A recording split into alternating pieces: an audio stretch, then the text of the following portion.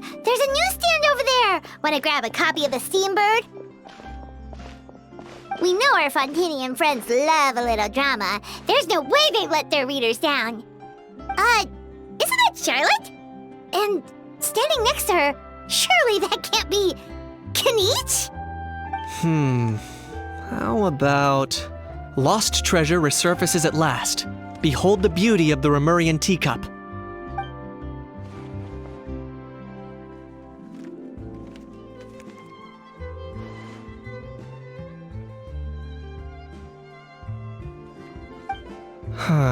Pretty shocking.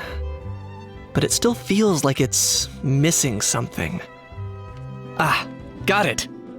Udex gravely wounded in shocking stabbing. Set to miss cross-border smuggling trial.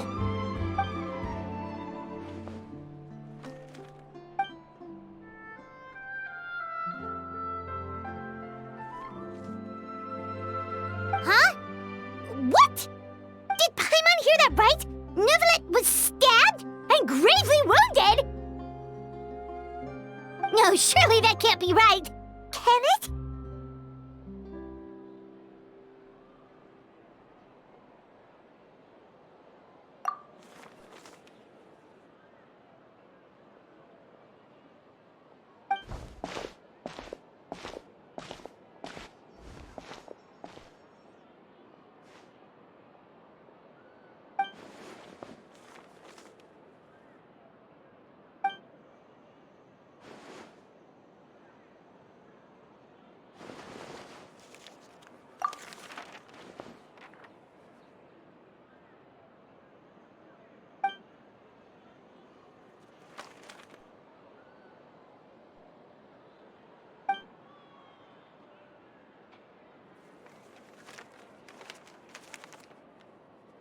Hey there, you two. Fancy running into you here. Yeah, that, and also a less than pleasant shock. What the heck was all that about a Saurian meat restaurant and the Udex getting stabbed? Please say you weren't being serious.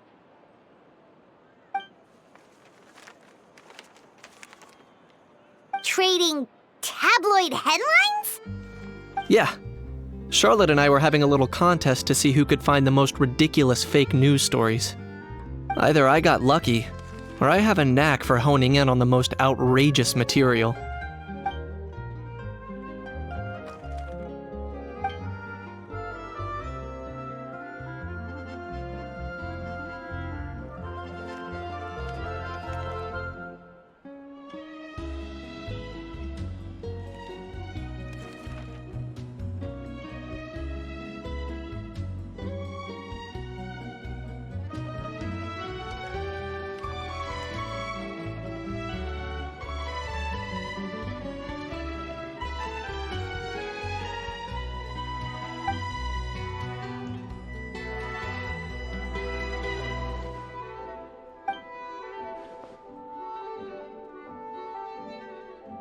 If I had to quantify it, I'd say about 1% of what they write is the truth.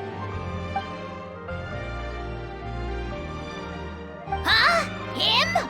Lenient? Oh, you gotta be kidding! Ah! Don't get me wrong.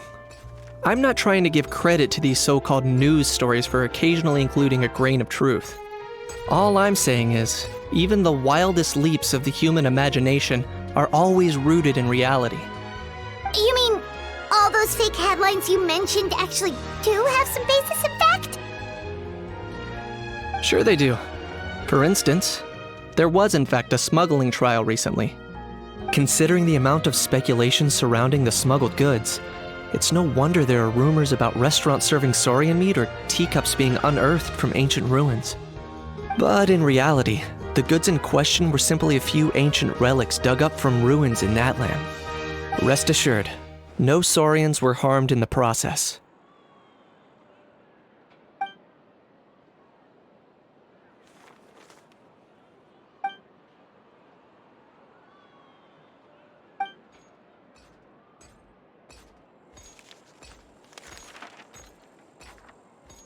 Oh, okay! Paimon was so busy freaking out about those headlines that she totally forgot to ask why you're here in Fontaine, Kinich.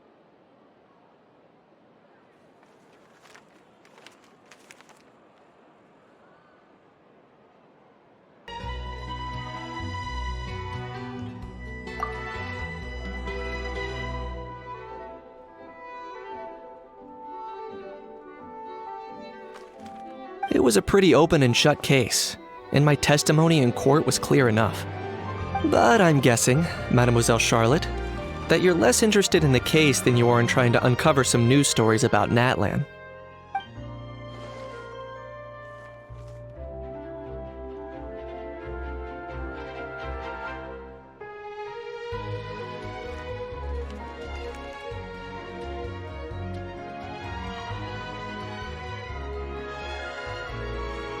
I appreciate your kind invitation, but like I said, storytelling isn't really my forte. Kinich the speechless! Kinich the tongue-tied! Huh? If you're dead set on doing an interview, why not talk to the Traveler instead?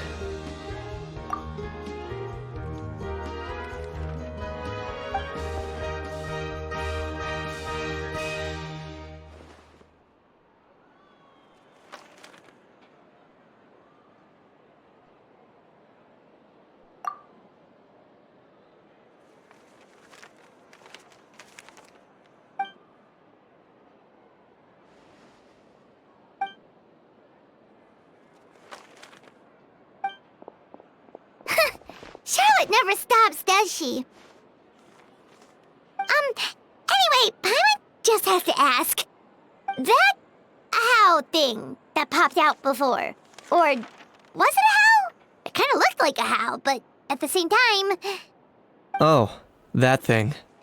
Yeah, that was a howl. Huh? What's up with him? Like, he's still noisy, but he's way quieter than before. It's like he's trying to hide or something. Could be. Not acclimatizing? Aw, poor Almighty Dragon Lord is not feeling well.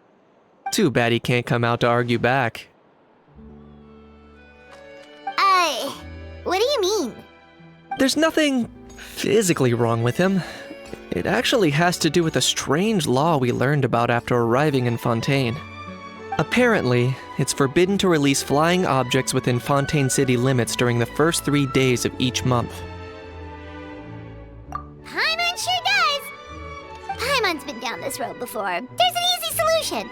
As long as Kinich holds onto a house tail, he'll be considered an Almighty Dragon Lord balloon, not a flying Almighty Dragon Lord. Not gonna lie, I was considering that. But Ahau wasn't too thrilled with the idea of huffing and puffing away in the form of a mini helium balloon. That said, it's pretty annoying how he keeps randomly popping up all of a sudden. Anyway, this morning I saw a notice outside the Palais Mermonia about an event that's set to take place outside the city soon. Something to do with filmmaking. I hear that's all the rage here. I was planning to stay here and do some exploring for a few extra days anyway, so I think I'll go check it out. It'll be a good chance to let that noisy helium balloon out. He might even learn a thing or two. If you're free, why don't you come along? I know where it is, so let me lead the way.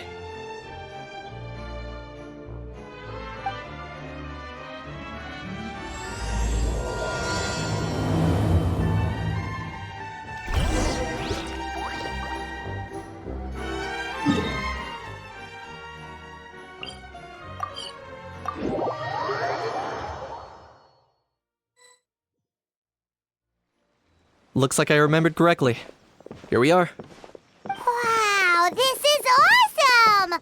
Hard to believe it was just an empty beach before.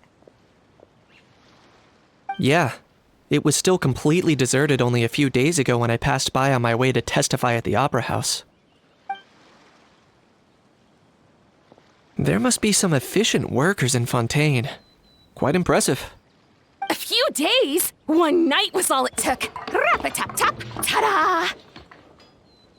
But is this all it takes to blow people away? Oh, no. Given my past experience, I can't let myself get carried away. Well, I can't believe you actually remember me. It's me, Lepine Pauline. That's right, the unlucky one. Of course! How else would we have managed to build Fantasyland in a single night? Fantasyland? At least that's how I like to think of it myself. A magical land of fantasy, the stuff of film buffs' dreams. I know it sounds like I'm laying it on thick, but that really is the goal here. As you can see, the theme of this amusement park is Fontainian filmmaking, a place for all film lovers to come together and co-construct a world of dreams. Co-construct? Well, that's a relief. Sounds like you're sharing the cost this time rather than pouring your entire life savings into a single project. Nope! I might be inviting others to help fund this, but that doesn't mean I haven't thrown all of my life savings into it too! Huh? You've got to be kidding. Ha! Look at you, puny little humans. Recklessly betting your entire future against some stupid vanity project. If you're expecting even an ounce of sympathy from the almighty Dragon Lord, dream on! Mockery is all you shall get, straight from the heart! Sorry, just ignore that little gizmoid. He likes to butt in occasionally. Do go on. Gizmoid? Who you calling Gizmoid? You're the Gizmoid! Wow! That's quite a nifty mecha you've got yourself there. Is it some sort of smart personal assistant? You ought to let Miss Charlotte see your cool gadget. Who knows? Maybe you could even look into mass production! Mass production? Ugh, insolent, vulgar, and disrespectful! I, the almighty Dragon Lord, am one of a kind! There has never been another like me, nor will there ever be! And another thing, smart is the understatement of the century!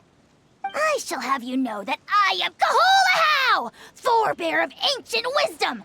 I lived for eons long before any of you were born! What? Heavens above! I beg your pardon, forebear of ancient wisdom. Please, I meant no offense. Idiot meets idiot.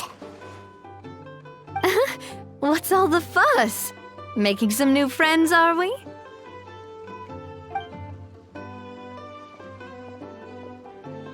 Miss Navia!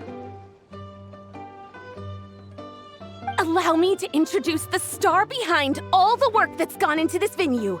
Miss Navia, president of Fontaine Spina di Rosula. Hello, everyone. Partner, Paimon, how have you been lately?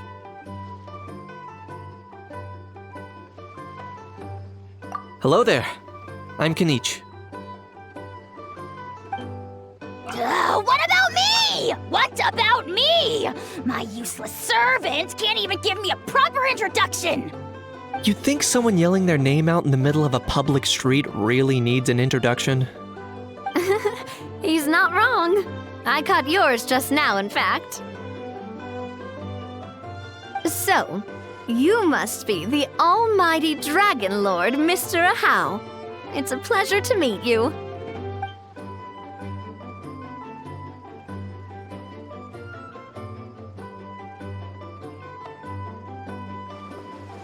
Oh, see that? That's what I call proper manners. Well, it's not every day you meet a well-mannered human. Navia, was it? Excellent. You may address the almighty Dragon Lord by his name. Navia, don't you think the title Almighty Dragon Lord is a bit silly? It's no big deal. All little animals do that, don't they? I mean, try to puff themselves up to look more impressive. Anyway, it's all thanks to Miss Navia and the Spina di Rosula that Fantasyland's gotten up and running in the space of a single night. Honestly, thank heavens! After all that paperwork and endless waiting, the event and venue finally got the green light. I couldn't wait a moment longer. The second the approval came through, I reached out to President Navia, hoping she could lend a hand. After all, who else but the Spina di Rosula would indulge such impulsive demands?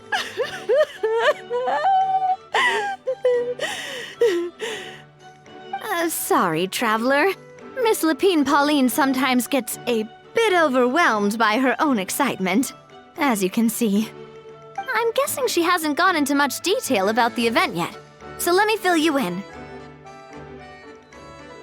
In short, the Cheval Moran Film Fantasyland is a fan convention that's open to film enthusiasts from all over Teyvat. Miss Lapine Pauline is hosting this event and also providing technical support. Huh? Cheval Moran? That's right! The one and only Surintendant Cheval Moran!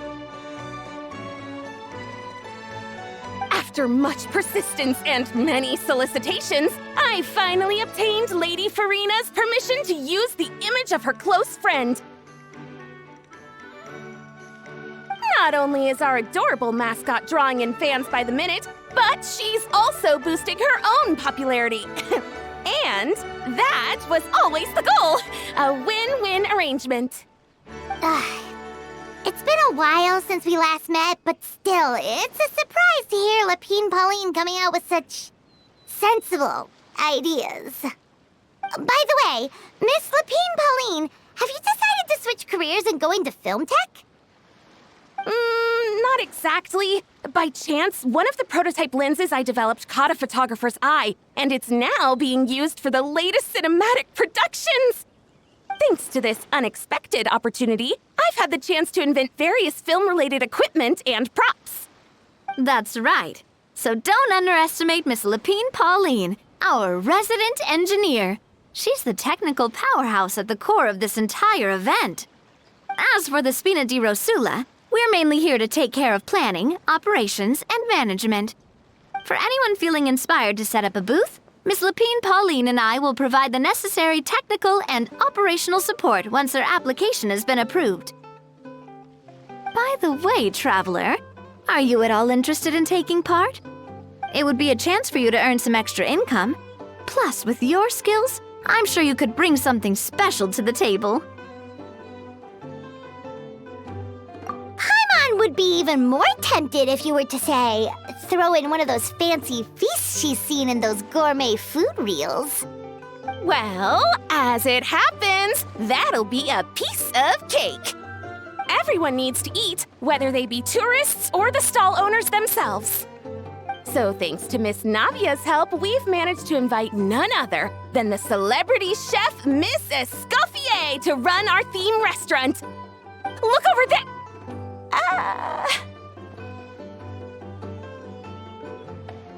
You!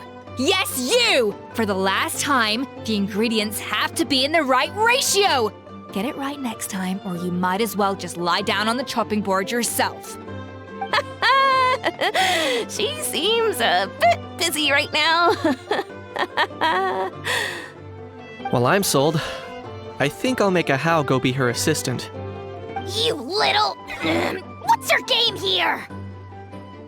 Demoiselle, sorry to bother you, but there's an issue over here that requires your personal attention. Apologies. Looks like it's back to work with me. Please feel free to take a gander at what we've got. Anyway, if you're interested in taking part, come find me later.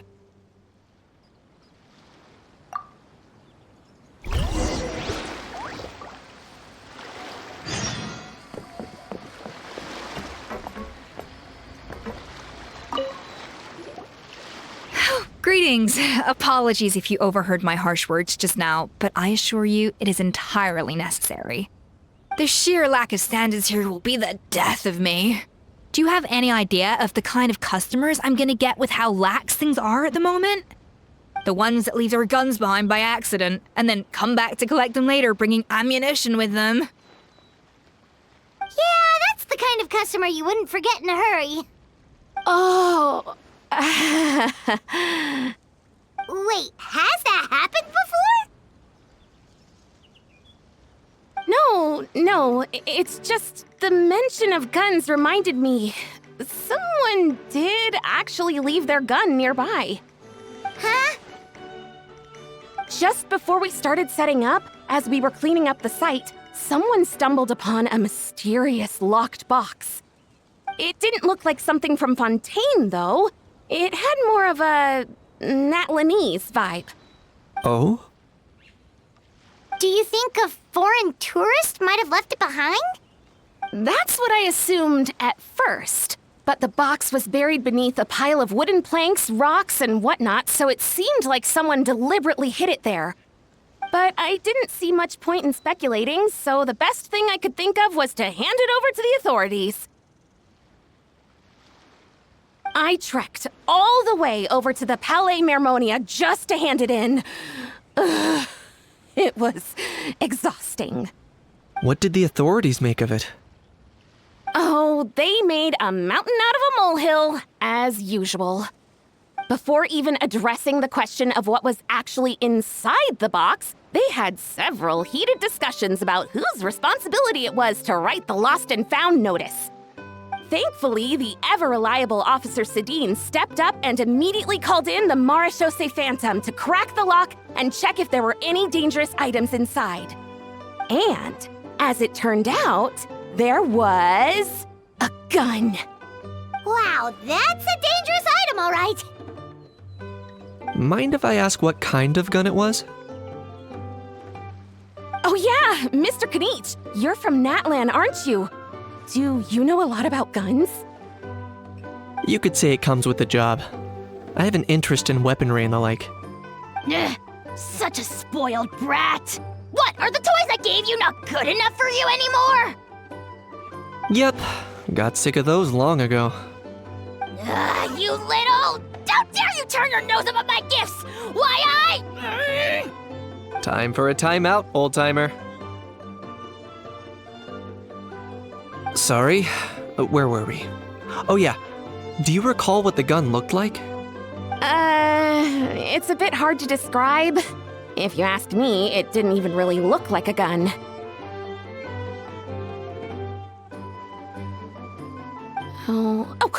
Give me a second. I'll knock out a quick sketch.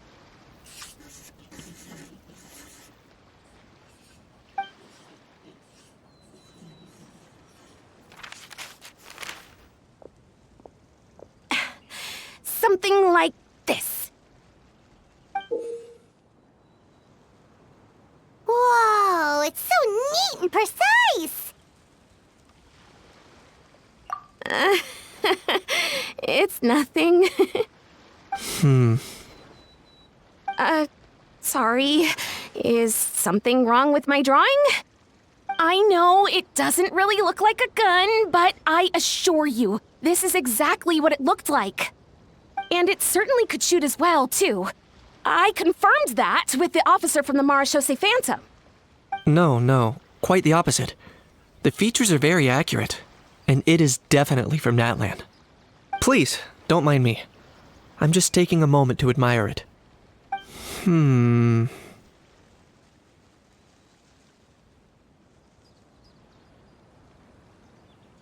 I should be the one thanking you. Thank you, and everyone else for your support. Don't mention it. Besides, we haven't really done anything. Not at all. The buzz and excitement you guys bring is exactly what this event needs. Oh dear, I'm starting to feel a bit guilty watching everyone else toil away. Guess it's about time I got back to work too. But just before I go, one last thing. Traveler, it's wonderful to see you. Here's to a successful collaboration.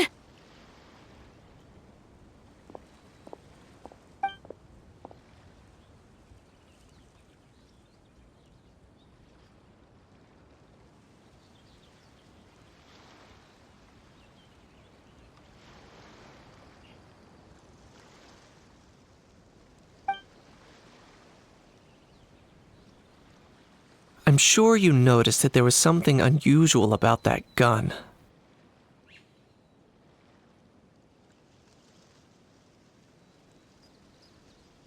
Correct. It's most likely an old weapon dug up from some ancient dragon ruins.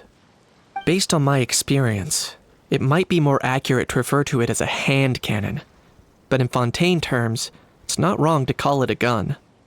Given why I came here, don't you think it's curious that an ancient dragon relic of unknown origin would turn up like this, out of the blue? I suspect this gun might have something to do with that smuggling case, It might have slipped through the cracks. Time is of the essence, so I'd like to head over to the Palais Mermonia to verify my suspicions. Perfect. Then we can head out right away. Or, if you want to catch up with your friends first, I can wait.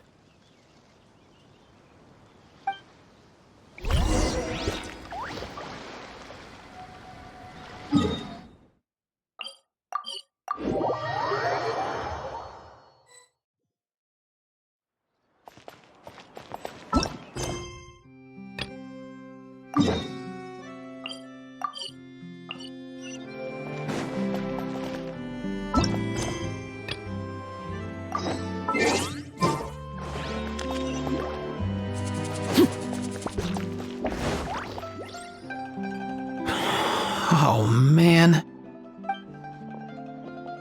Bro! Are you mimicking me? Now's not the time. Come on. No, I mean, one of our buddies is here, for real. Quite a few of them, actually. Ororon, Aoife, what brings you to Fontaine? Huh? How come you're... Ah, I'm guessing Kinich is here because of that international smuggling case, right? I've heard quite a bit about that. Word sure gets around quickly, huh? First time abroad and you're already making headlines. Oh, stop it. It's not like I was the center of attention. Wasn't expecting to see the Traveler and Paimon here too, though. Come on, Aoife. Huh? A traveler, by definition, is someone who travels around. Fair point. Anyway, back on topic. Wait a second. I lost my train of thought. What were we talking about again? Why, you're all here, of course. For vegetables. Huh? I'll go first. It's for the Chevrolamine Film Fantasyland. Wait, is that right? It's Cheval Moran. Ah, right. I keep stumbling over that one. Guess I owe Cheval Moran an apology, even if she's not here.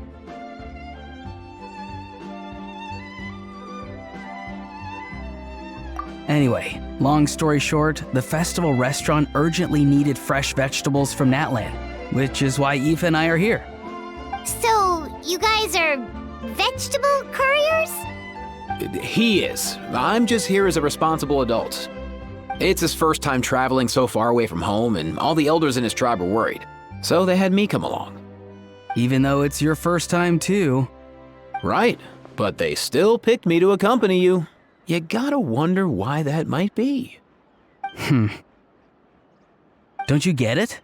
They all just saw how overworked you were, so they used it as an excuse to send you off on a vacation. Wait, what? So I'm getting the grandson treatment now too? See, doesn't matter how much older you are than this dude. Hang out with him long enough, and you'll eventually find yourself being treated like a kid. Meaning everyone looks after you. What's so bad about that? In theory, nothing at all. In that case, guess I better start over. Hi guys, my name's Aoife, and I just turned 5. Paimon's not sure who the responsible adult is anymore. So, what about Kakuku? If he was here, we'd be making more of a ruckus than we already are. That's exactly what's got me worried. Aoife, there's nothing to worry about. You're a big boy. You can handle yourself now even without Kakuku. You think that's what I'm worried about? Anyway, my priority right now is Kakuku. Suffice it to say, Kakuku's in big doo-doo. How so? He's so small, and all he knows are a few harmless phrases. What kind of trouble could he even get himself into? Let me guess. Did he get caught out by the law on flying objects? Bro, you too? Not me. How? Oh, that pesky little chatterbox. So that's why he hasn't interrupted us this whole time. Guess he's too scared to show his face. That, plus he's already spouted enough nonsense for one day. So I've put him on mute until tomorrow. Nice one. If I was even half as decisive as you are, I would have kept a closer hold on Kikuku so he didn't get a chance to go flying off. Oh no, bro. Or rather, did Kikuku get caught by the guards for flying around? If they had managed that, we'd at least be able to track him down. But when the guards started chasing him, Kikuku flew into that building next door. I wouldn't be surprised if there was a high-stakes pursuit going down in there as we speak. Just like one of those cool crime movies. Which building?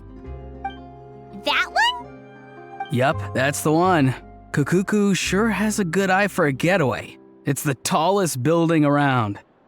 I may be able to fly up pretty high, but checking every last window would still take quite a while. As for Aoife, well, let's just say he's not flying anywhere without a Saurian. Sorry about that. Not like it's my fault, though. You don't have to apologize on my behalf. Wait a sec. What's this got to do with how high you can fly? Kikuku's got himself into a real mess here, like a panicked animal running straight into a trap. It's pretty worrying. I'm starting to picture him flapping through a barrage of gunfire while important documents are flying about left, right, and center. Heck yeah! If anyone can pull it off, it's Kikuku. He's always been such an awesome Saurus. I believe in him.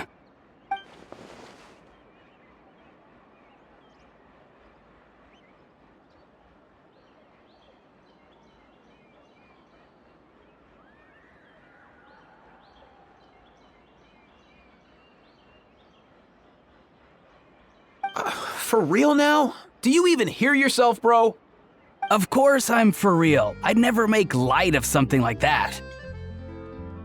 All right. Everyone's an awesome Saurus. Well, the human version. But our priority right now should be to go in there and check up on Kikuku. Leave it to us. You sure? Wow, awesome. That'll be a huge help. And if Kikuku doesn't listen to you, I give you permission to pull out a couple of his feathers. Wait, since when was that up to you? Well, then it's your call, bro. All right then, if Kikuku doesn't listen to you, I also give you permission to pull out a couple of his feathers. There you go. If he objects to that, tell him to come find us. He won't. Trust me.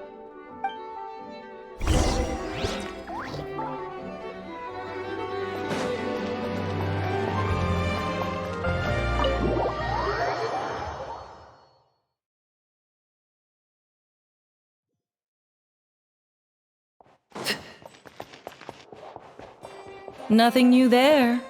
The first few days of every month are always noisy. What's all that commotion? Are they arguing in there?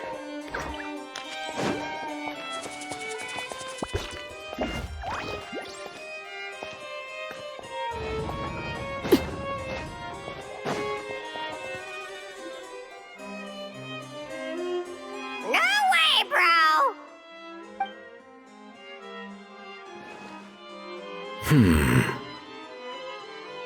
Did he say he came from Natlan? No. Get out of here!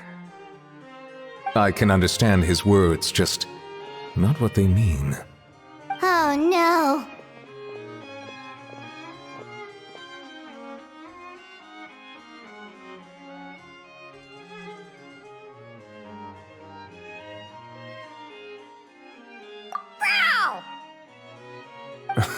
He keeps repeating the same things over and over again.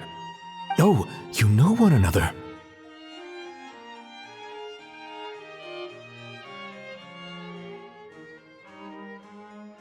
He's a friend, yeah. A Saurian friend, let's say. Great, well that was easy. Looks like we've tracked down the owner. Guess that's one less lost and found notice for you to write, Monsieur Neuvillette. For real? Traveler, was there something important you wanted to discuss with the Udex? I'm just about done with my business here. Need me to step out? Stay and hear them out first. Perhaps it will have some bearing on your own work. If I'm not mistaken, you are the same Mr. Kinich who served as a witness in the smuggling trial? I take it there's been a further development in the case. That's right. Very perceptive, Mr. Udex. So you've met Nervalette before? But wasn't the trial overseen by another judge? I've seen his photo in the papers. But as for this other gentleman... Allow me to introduce you to Mr. Wriothesley, Administrator of the Fortress of Meripede. Or in layman's terms, Fontaine's prison warden. Please, feel free to share anything about the case. There's no need to keep anything from him. Pleasure to meet you. Pleasure to meet you! Wow, that sounded just like me. But should we really discuss official business in front of the Saurian? Oh, wow! Oh, no! I believe he said... Or rather, I suppose he meant that he'll keep this to himself. Though I should mention, Mr. Kukuku, that we will have to ask you to sign a confidentiality agreement. Sure thing, bro!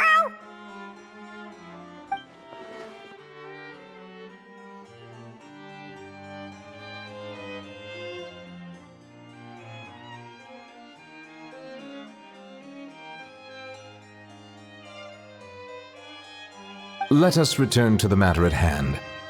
Mr. Kinich, was there something else you wanted to discuss relating to the case? Yes. Let me fill you in.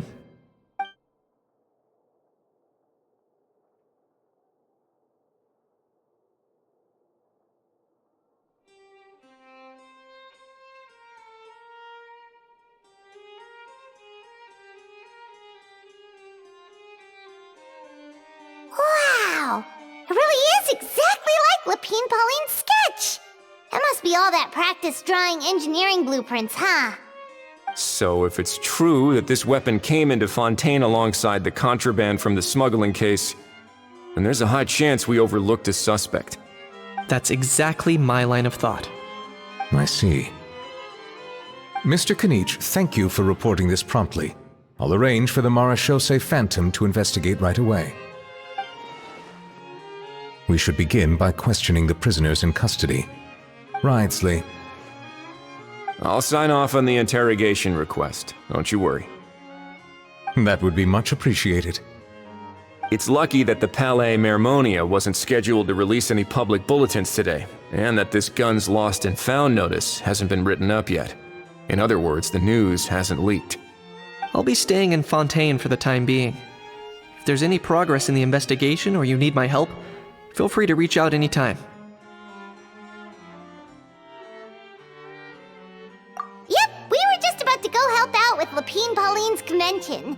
If there's any news, we'll keep you all posted. Marvelous. Thank you all.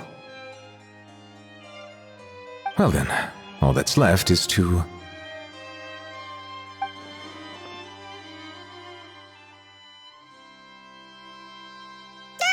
You miss me, bro? He really does come out with the most unexpected things. Who did he learn it all from? Huh. Well, it's pretty extraordinary. Anyway, according to due process, we must first determine whether Mr. Kukuku qualifies as a flying object. And, following on from our conversation just now, he also needs to sign a confidentiality agreement. Drafting said agreement may take some time. Looks like you'll be staying with us for a while then, Kukuku. Excited?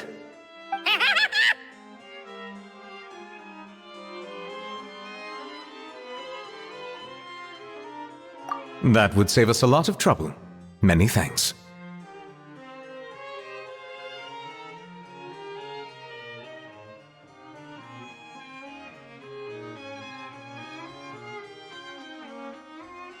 All right then, we'd better get going. No need to see us off.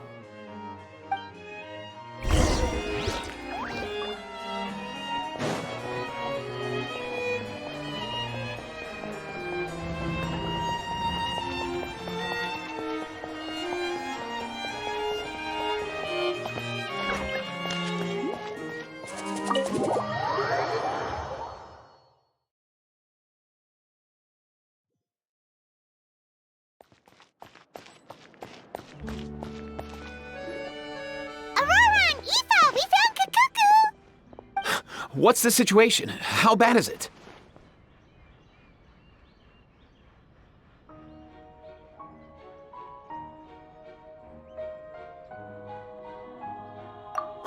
Oh no. When I saw that Kakuku wasn't with you, I'd already prepared myself for the worst. Relax, Aoife. Maybe Kakuku just prefers high-rise living now. Sometimes you just have to let the kids grow up and make their own choices in life. For real now? Do you even hear yourself, bro? It's not that bad. Kakuku's fine. Still very much alive and kicking for starters. He hasn't been arrested either, so no jail time. See? You're not exactly reassuring me here. As for the bad news, well, it's really not that bad. Kakuku accidentally overheard some top secret stuff, so he has to stay at the Palais Marmonia for a while to sign a confidentiality agreement. But there's no need to worry. The person in charge of looking after Kakuku is super nice, so he'll be absolutely fine.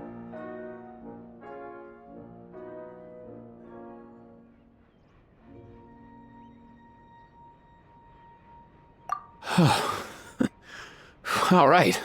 That doesn't sound too bad after all. Wow, hearing that's put my mind to rest. But based on my understanding of how things work here, the ban on flying objects should be over by the time Kakuku actually gets out. What a shame. Oh well, I guess we'll just have to go have some fun without him. You don't look disappointed in the slightest. Anyway, Ororon and I will be staying in guest rooms upstairs at the Hotel de Boer for the time being. Feel free to drop by if you need us.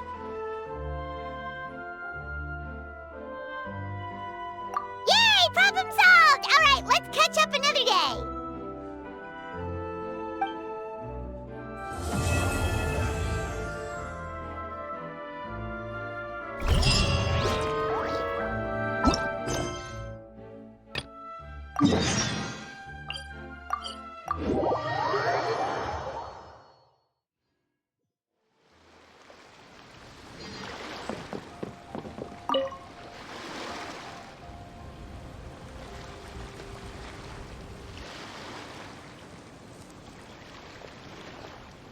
Traveler, it's you!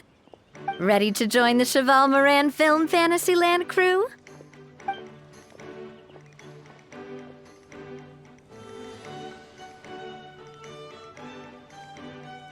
It's time, dear partner in Paimon, for us to turn our attention to the Cheval Moran Film Fantasyland. As I mentioned, the park was started up by enthusiasts who brought in the Spina di Rosula to handle the planning, construction, and operations. Of course, enthusiasts aren't typically all-around experts. They usually stick to designing the event booths. We, for our part, handle long-term operations and develop standardized strategy guides for the different activities. Long-term operations?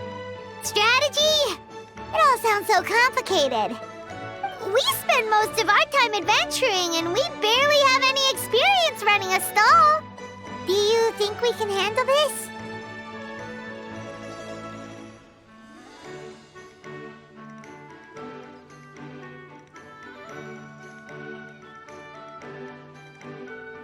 That's more like it. You've seen it all before, haven't you, partner? I'd even go as far as to say you've shaped some of Tevat's biggest business ventures. Anyway, first things first. Let's get an overview of how the whole festival's gonna be run.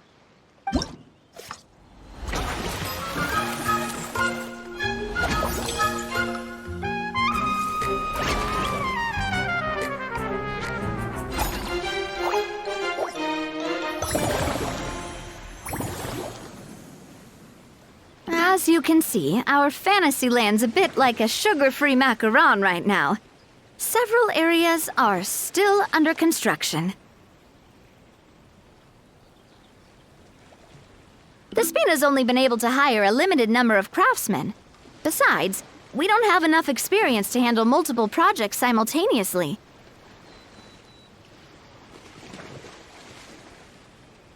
That's why I chose to adopt a time slot-based planning method, so we can focus on specific tasks during each designated period.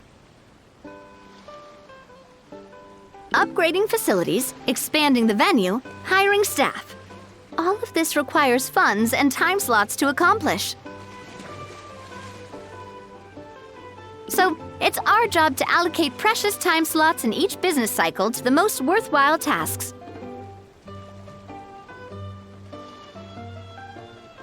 As we attract more guests and earn money to add to our funds, we'll also be able to work more efficiently, which will allow us to divide each cycle into finer time slots, which will let us get more done.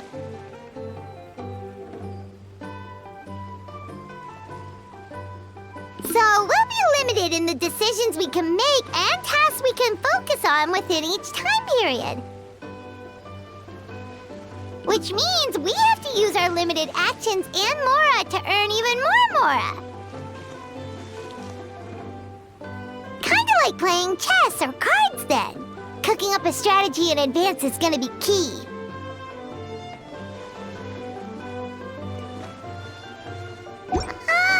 Paimon thinks she just about gets it. How do you feel about it, Traveler? Yep, come on, we can do this! You mentioned standardized strategy guides just now. Does that mean there are non-standard ways to take part too? Of course. Film and entertainment mean different things to different people, and there's gonna be a wide range of exciting activities for people to try out. If we're not careful, some visitors might wander off and end up getting in trouble, and others might pick up dangerous props by mistake. To avoid confusion, we need to create a standardized strategy guide for each activity. Just think of it like a walkthrough. Wow, if we're the first ones to test out the activities, who knows what surprises there could be waiting for us? But if we hit a tough spot, we'll just have to rely on our skills to carry us through. Hopefully it goes without saying that I'd never put you in danger, partner. I carefully checked all the existing activities before you arrived, and I can assure you that they're all perfectly safe. I also wanted you to experience the activities before anyone else gets to. It'll be fun. Plus, we'd like to hear your thoughts and suggestions. Oh, those are two things Navia is best at! Making people feel safe and having fun! Great! Well, I can't wait to hear what you think. Your input is super important to us. All right then, let's start with Eclectic Escapades and put our first guide together.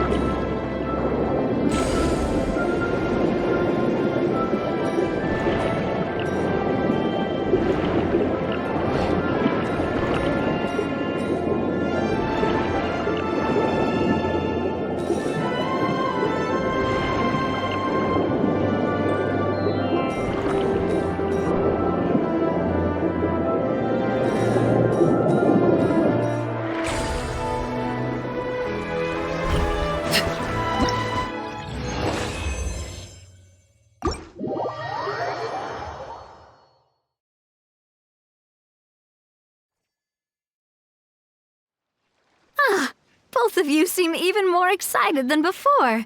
Looks like your first trial run didn't disappoint.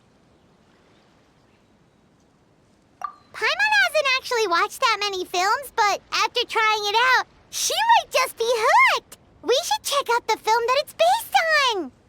Great job, Paimon. That's exactly what our enthusiast friends were hoping you'd say. They'd be beyond delighted to hear that visitors are curious about the films that inspired these attractions. Some have even been willing to contribute extra funds out of their own pockets.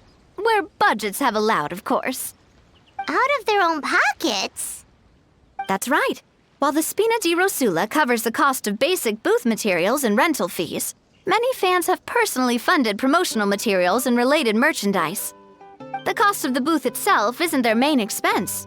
Some of them have already started designing spin-off products inspired by film characters. Take our official mascot, Surintendant Chevalmoran, for instance. She won second place in the last most popular character poll for the comic film category, and was even dubbed the pinnacle of round, bouncy cuteness. Many people have expressed interest in designing cushions based on her image, using the highest quality fabrics and hiring the most skilled artisans to mass produce them. These cushions will officially go on sale at the next convention alongside lots of similar products. Sounds irresistible, right? Plus, as Surintendant Chevalmoran's guardian and official image rights agent, Farina will receive 60% of the sales revenue. After all, the fans are doing this voluntarily, not for profit, but to promote Surintendant Chevalmoran's adorable image. The more Mora ends up in Farina's purse, the better Surintendant Chevalmoran's meals will be. And who wouldn't be happy to hear that? Oh, Paimon likes the sound of that. Everyone working hard for something they all love without worrying about profit. Still, we can't just ignore Mora completely. Whether it's fan creations or official commercial projects, some level of financial balance is still necessary. The same logic applies to the Chevalmoran Film Fantasyland taken as a whole. Once we finish the standardized strategy guides, our attractions can officially be open to the public. But we can't take personal charge of the ticketing process. There's plenty of work to do at the various booths, and the park itself is a work in progress. We'll need to assign dedicated employees to maintain and manage each attraction. There's a recruitment section on the park's bulletin board. We've received many applications, and each candidate has their strengths. Our job is to match the best candidates to each attraction based on their overall performance. Once assigned, the staff will keep the attractions running, ensuring a continuous revenue stream. Wait, so we've suddenly gone from being playtesters to heads of human resources? That's definitely a first for us. Just don't hold everyone up to your own standards, okay? You can't expect everyone else to be as capable as you. All right, time to review some resumes. Fingers crossed we'll get some exceptional candidates.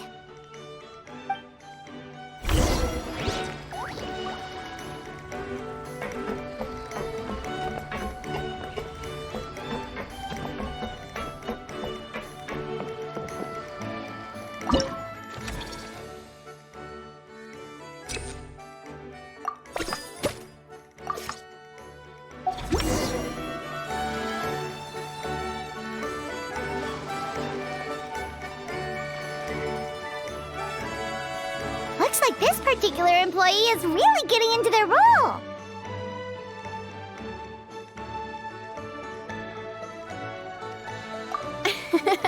You're both doing great. You sound more like bosses than I do. In any case, with this, the Chevalmoran Film Fantasyland is now officially open. Running a theme park is a long-term project. You won't make much if you try and rush it. We're just about done with our current work setup, so let's take a short break and wait for this cycle's revenue report to come in.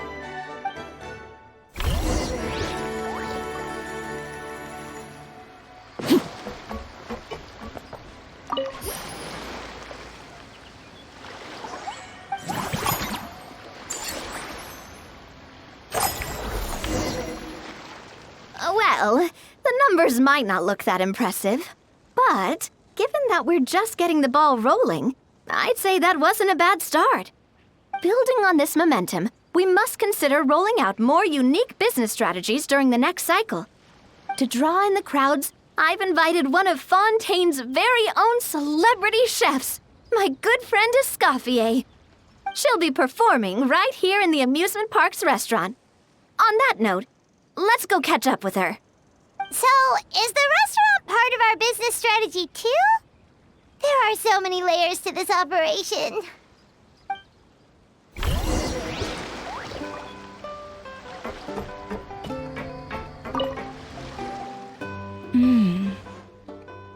The restaurant is up to standard, and the waterside location will make for a unique dining experience.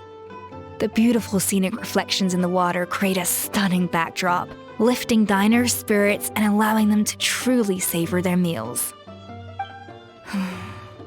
Ingredients, check. Cooking utensils, check. Looks like we're ready to rumble. Hey there, Escoffier! Oh, my employers are here. The president of the Spina di Rasula, plus the famous traveler and Paimon. I must say, you seem a bit overqualified to be running a film-themed amusement park. I'd say that if anyone here was overqualified, it would be the former head chef of the Hotel de Boer. Wherever you walk, the aroma of fine cuisine follows in your wake. Let's get back to business.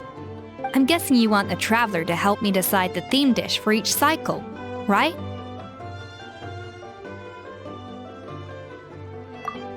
This is the business strategy I mentioned earlier. Using Escoffier's top-tier dishes to attract more visitors to the park. But this isn't just about attracting visitors. Her culinary masterpieces will surely have other surprising effects. Just imagine, Paimon, if all you needed was a single ticket to enjoy all the attractions and taste all the legendary food. Wouldn't you be tempted? Then Paimon come every single day. Now, here's the twist. To get the most out of this strategy, the menu can't be made public. Based on research by a certain food branding consultant, many restaurants have started offering a special chef surprise dish. So give me some inspiration every few business cycles, and I'll decide on our next theme dish. Now then, give me your hand.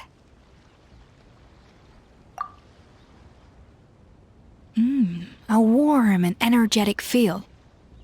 Your hands are calloused from wielding your sword, but still quite delicate.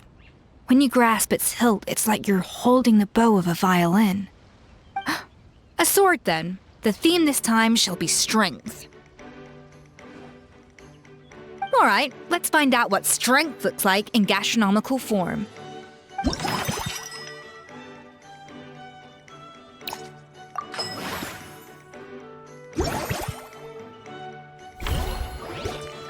I've refined the sauce for these barbecue ribs. It's a richer flavor than the classic version, but not at all greasy. The mint extract in the seasoning leaves a refreshing aftertaste, perfect for indulging yourself after a fun-filled day. But if you ask me, I'd say the artisans need these more than the guests. The artisans? As I'm sure you've noticed, this park isn't quite finished. A serving of these barbecue ribs should help the artisans replenish their strength much more quickly. As their bosses, you have an obligation to provide meals for them. So why not invite them to dine here?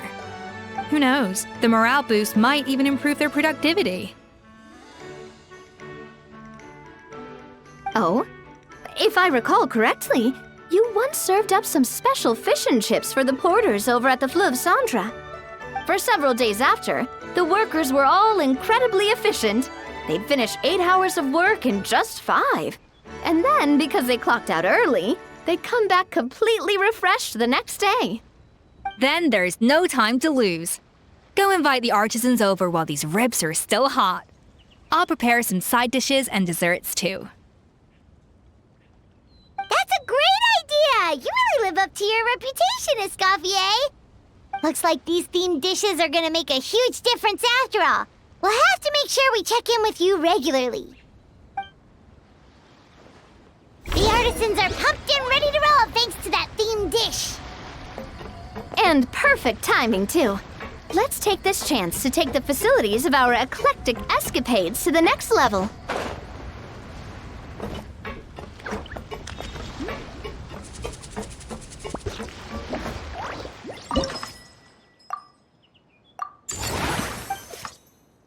We should be able to attract more customers by upgrading the stall, don't you think? That's right. Based on my business experience with the Spina di Rosula, I've quantified the service value to help you intuitively understand how satisfied customers are with each stall. An attraction will reach its ideal revenue only when its service value meets customer expectations. As we improve and expand our facilities, expectations will also increase accordingly. When that happens, we can deploy more capable employees or invest funds in training to enhance our employees' skills.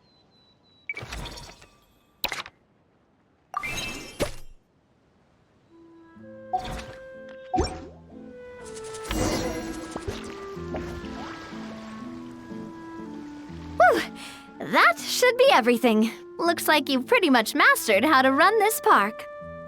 Huh? Have we really? Thinking about it, we have learned quite a lot, haven't we? Oh, not at all. I wouldn't say I taught you much. Your intuition's been guiding the way mostly. I imagine long-term operations sounded like a scary prospect the first time I mentioned it, huh? But don't let that scare you. Just break things down into smaller steps and tackle them one at a time. Even if you're not a genius or naturally gifted, you'll get it done in the end. Whoa, seeing her own progress has really got Paimon fired up! Actually, she's gonna jot your words of encouragement right down. From here on out, we'll be running the Cheval Moran Film Fantasyland together. Let's make it a big success!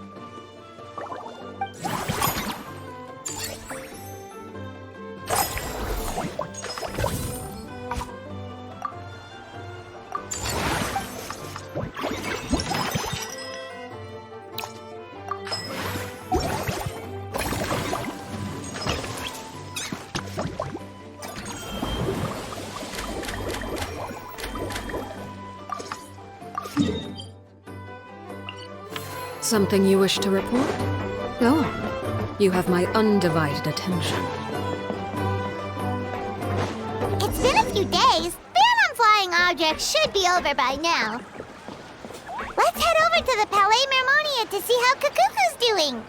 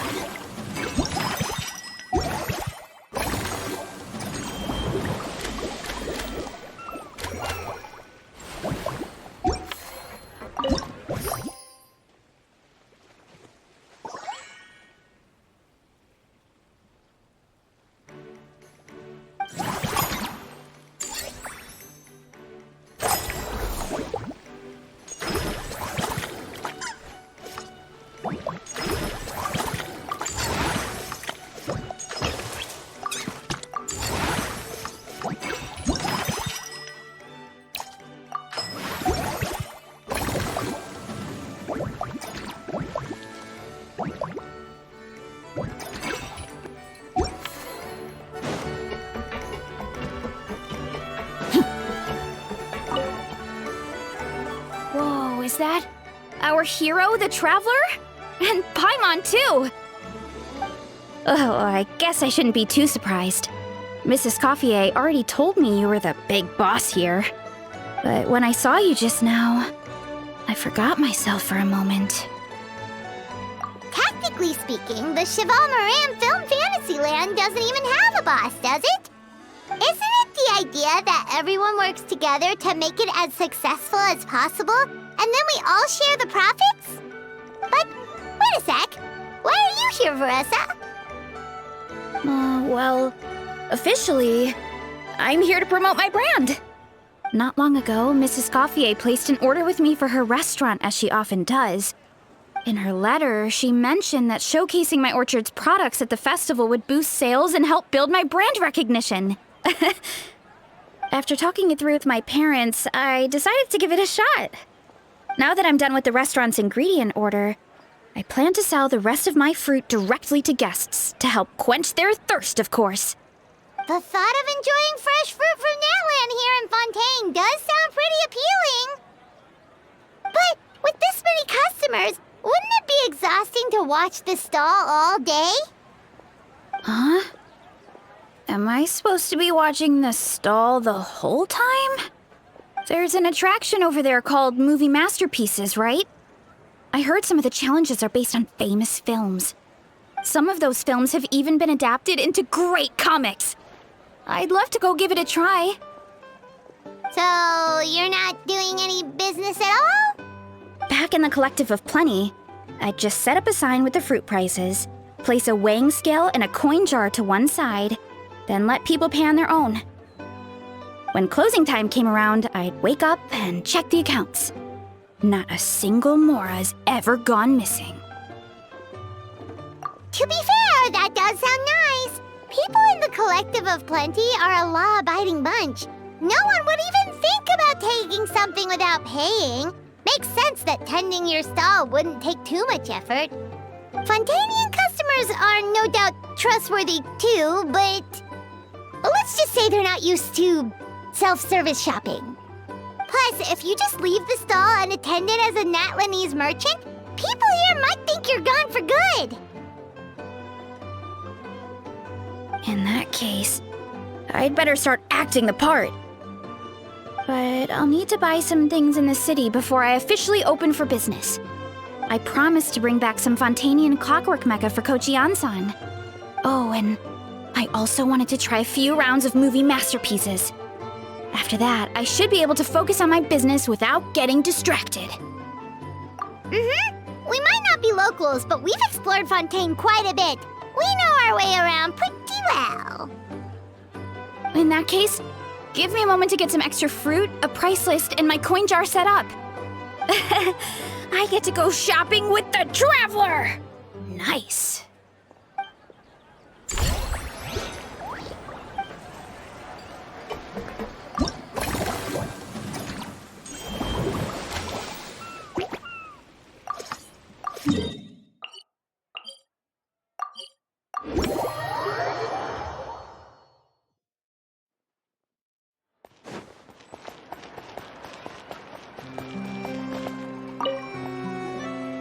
Hello, boss. I'm from the Collective of Plenty. You might recall receiving a letter from us requesting you to design some components. Wait a sec. Why does Ian-san need clockwork mecha? Nothing like that. Our coach just wants to fine-tune her gym equipment so people can target different muscle groups more easily. She mentioned something about a rowing machine to focus on back muscles, as well as a pec deck and a leg press machine. The parts that connect the ropes and weight plates wear out easily, but they need to be strong. So Kochi-an-san thought she'd give Fontainian clockwork mecha a try. It all sounds so technical. When did fitness turn into some kind of complex engineering problem? To be honest, I don't really get all the details either. But if it works out, I'll be sure to train according to her revised method. And if it doesn't, we can always stick to the good old methods. If you're interested, I can show you a few beginner exercises the next time you drop by our tribe. You'll be able to smash the records without even breaking a sweat. I know it.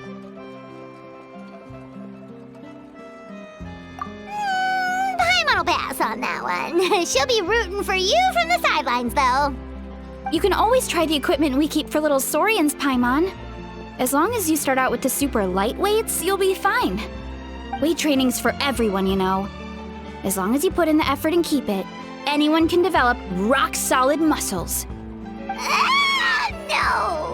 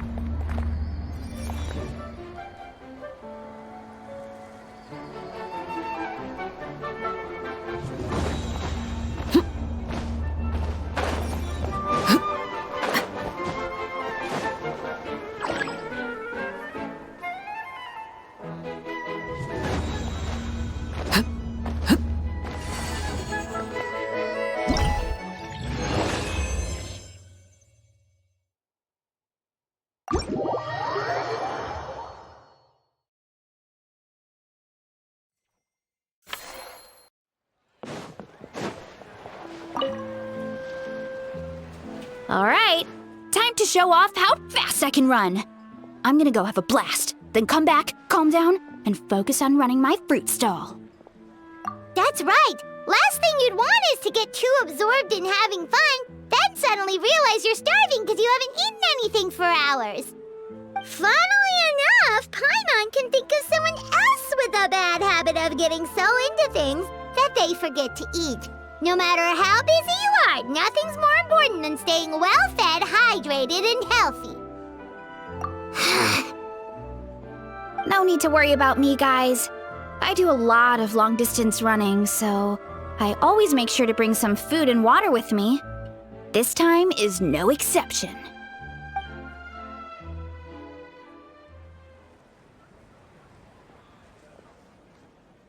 Woohoo! That was incredible! How was it? Did you get through all the levels? It was amazing!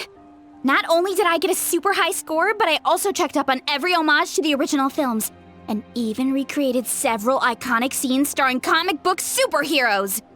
I'll focus on doing business this time round, but if there's ever another event like this, please let me know as early as possible. I want in! Yep. You know what? We should let you design the levels! I'm sure all the fans will be thrilled! That would be great! Anyway, back to business. Time to focus on my fruit stall. I'm gonna make a name for my orchard in Fontaine.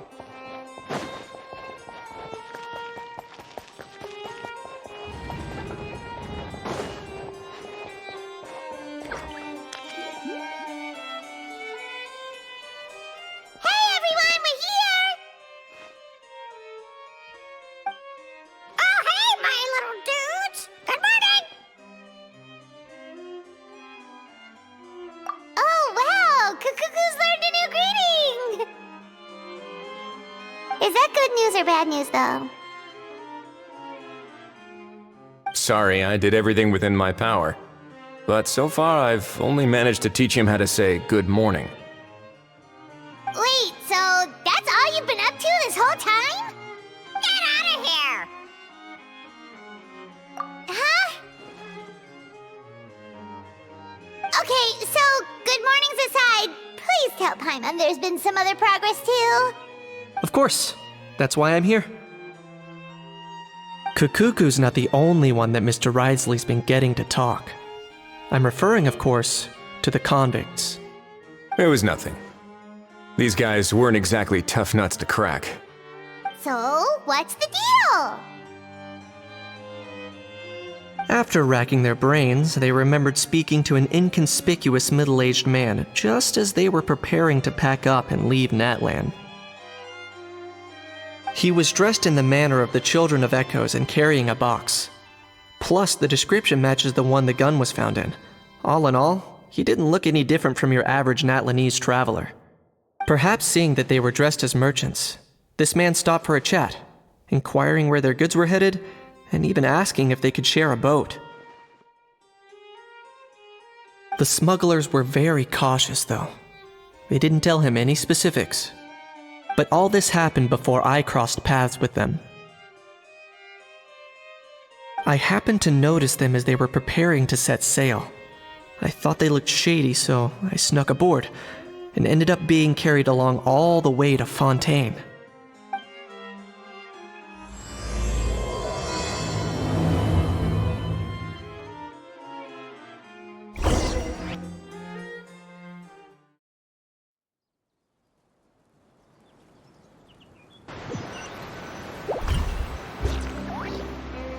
Boss, do we know if those Fontainians will even like this stuff? What if we can't shift it? And that's why we call you a rookie. It's all supply and demand, kid. Supply and demand. Natlan's foreign trade is just starting to lift off. There'll be a market for it, you'll see. That's right. So stop giving the boss trouble, rookie. Just do your job and keep an eye on the goods. Are they merchants? Have they come to Fontaine to do business? Scarred face. Calloused hands. On closer inspection, the fabric looks worn at the knees and elbows, and his fingernails are dirty. Not exactly your typical merchant. Could he have previously been a warrior? Or even an adventurer? Something feels off. I'd better sneak up and get a closer look.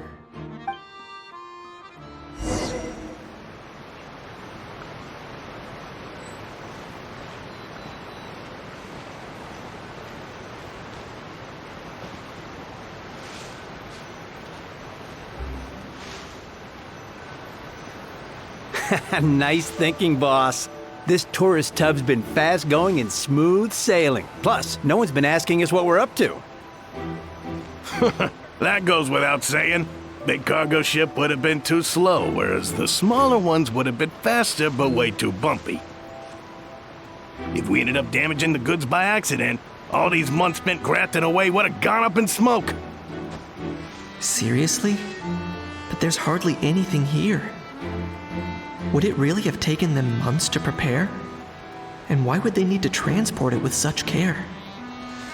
Could they be secretly smuggling precious items out of Natlan? I'll need to find a way to get to the bottom of this.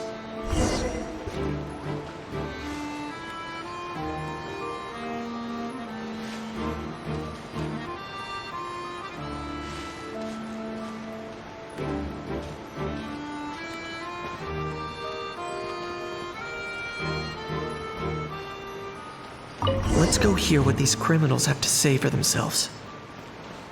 Sure enough, there are relics inside the box.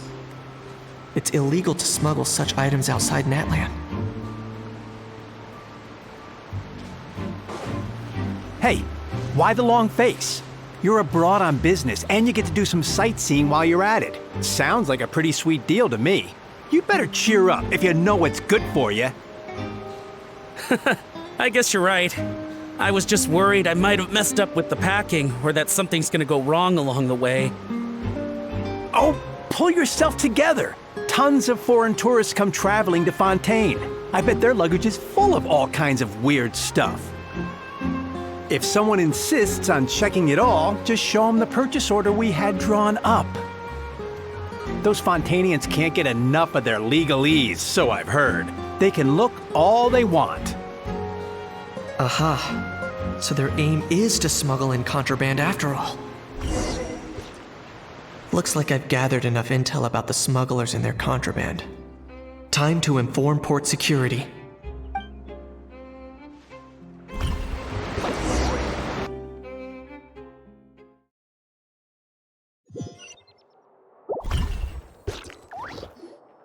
So anyway, that was when I went and told the Fontainian guards about my suspicions. After an investigation and a chase, they finally apprehended them and sent them on their way. Well, guess they're headed exactly where they should be. Thanks. Based on your recollections just now, I was completely focused on those smugglers at the time, so I wasn't really paying attention to other passersby.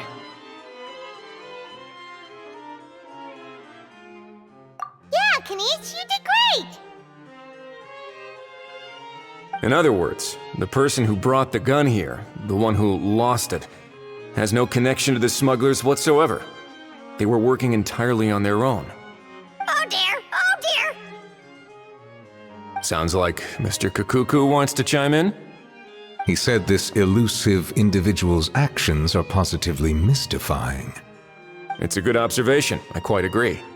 However, we still know next to nothing about the person. Perhaps we should start by focusing on the lost item itself.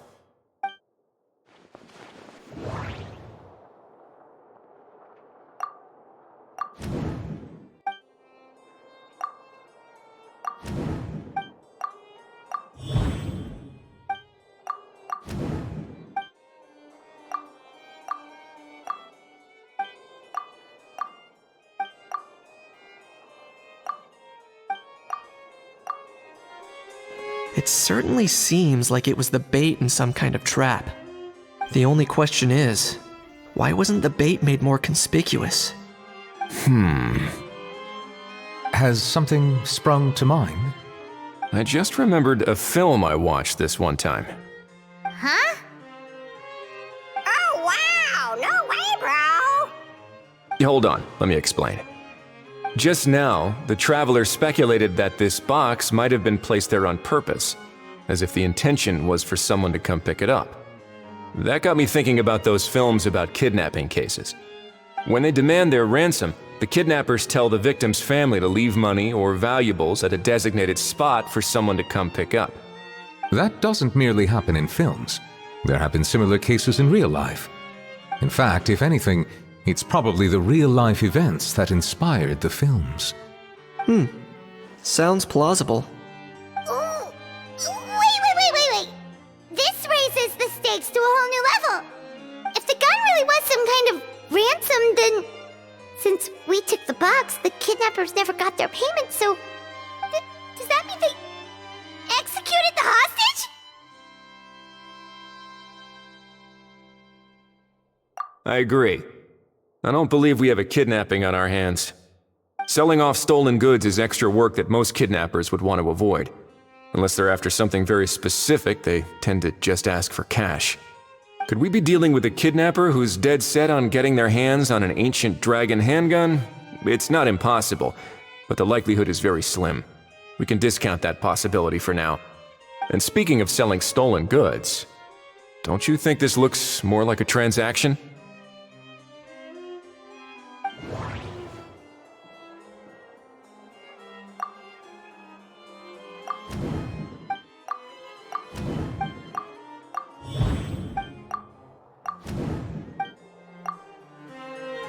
So, bottom line, this was an individual smuggler at work. Exactly. And it was the location itself that caused the deal to fall through.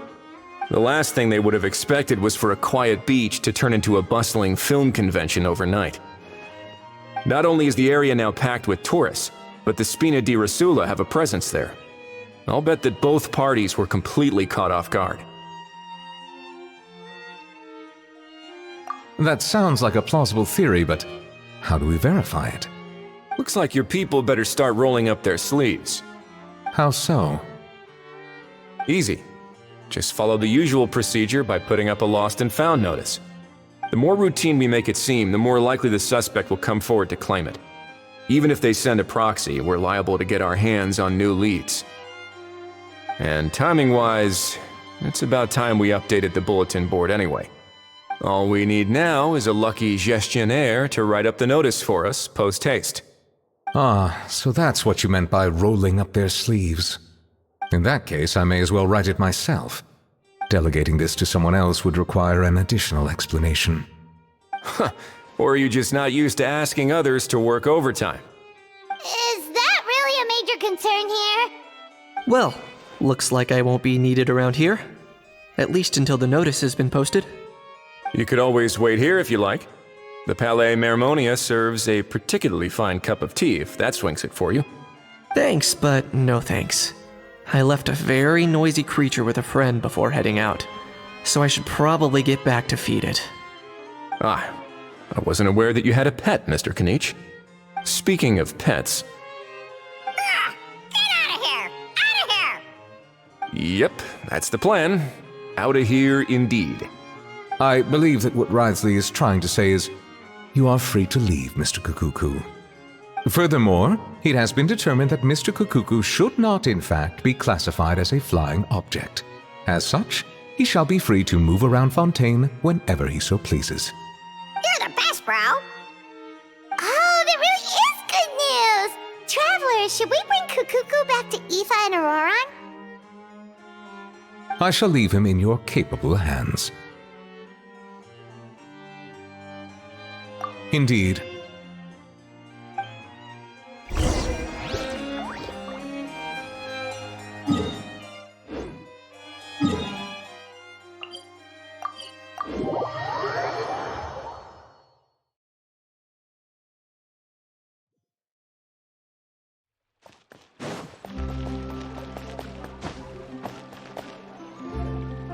How? What? What now? Let's shake hands. Fine by me! Get ready for a knuckle sandwich! Ugh.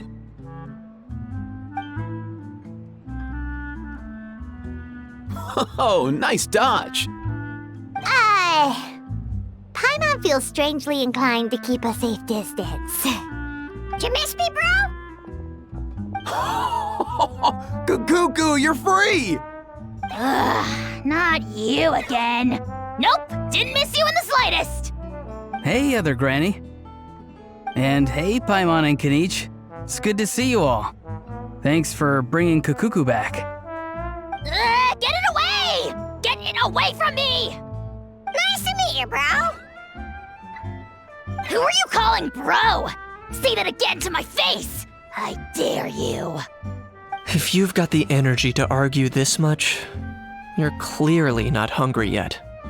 Let's go find something to eat while a How lives his best life. Poor How. He spent all day being tormented by Ororon, only to discover that the suffering's just begun. Eva, as a Saurian vet, how can you just sit back and watch our little dragon bro suffer? Huh? How am I the bad guy? Even hear yourself? Ah! Doesn't anyone want to hear how Kakuku got out of jail?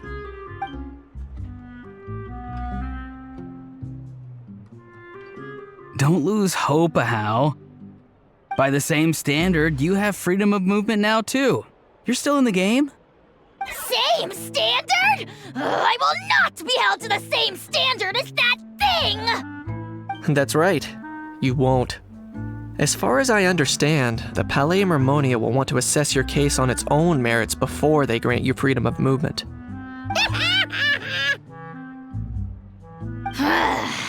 Where's that Saurian meat restaurant again? I'm gonna march that little pink balloon right into the kitchen! Yeah, good luck with that, bro. You'll be putting your own neck on the line, too. Also, there's no such restaurant! Anyway, thanks for looking after a How, guys. I'll take over from here. Why, you? Between the two, Kakuku wins the cuteness competition hands down. Really? Thanks! Wait, who are the other contestants, though?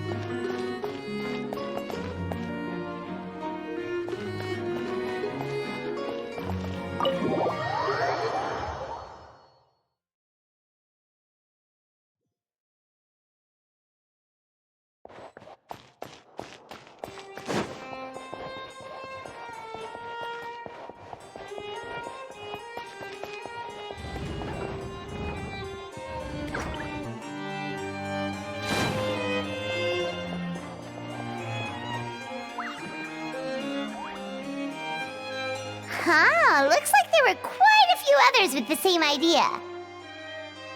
Ah, hello, you two. Have there been any developments? Okay, guess not. Well, the notice was only just posted. Guess it's pretty unlikely that someone would show up right at... Special Patrol, open up! Ah! Who's there? What's going on? The Special Patrol? I don't think that's who this is. Hey, this isn't the time for silly jokes! Let's go check it out.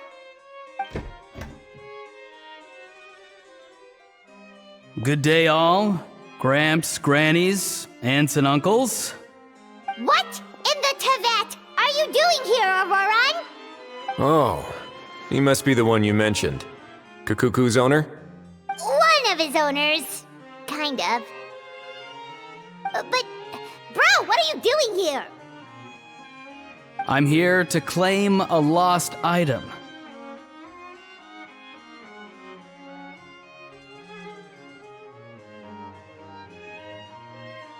Is this the person you saw on the boat, Mr. Kinich? Somehow I highly doubt that. For starters, he just addressed us as Gramps and Grannies. And unless this is the youngest looking middle-aged man in the world, I don't think he's our guy. Huh. Was there something wrong with my door-knocking etiquette? That's how they do it in all the films. That's not door-knocking etiquette. That's the Special Security and Surveillance Patrol doing their job! Completely different things! Oh, I see. I figured it was just a polite way of requesting entry, to show the people inside you had something important to discuss. Oh, sorry about that. I totally goofed that one up. Give me a moment. I'll go back out and try again.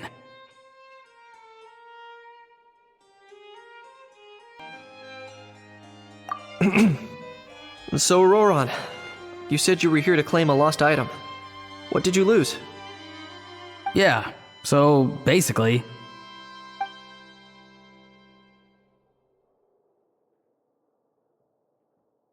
For real now? Oh, come on, bro. Ororon, be honest now. Were you the one who lost this? No, it belongs to a friend.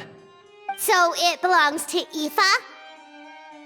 Of course not. Aoife has his own gun.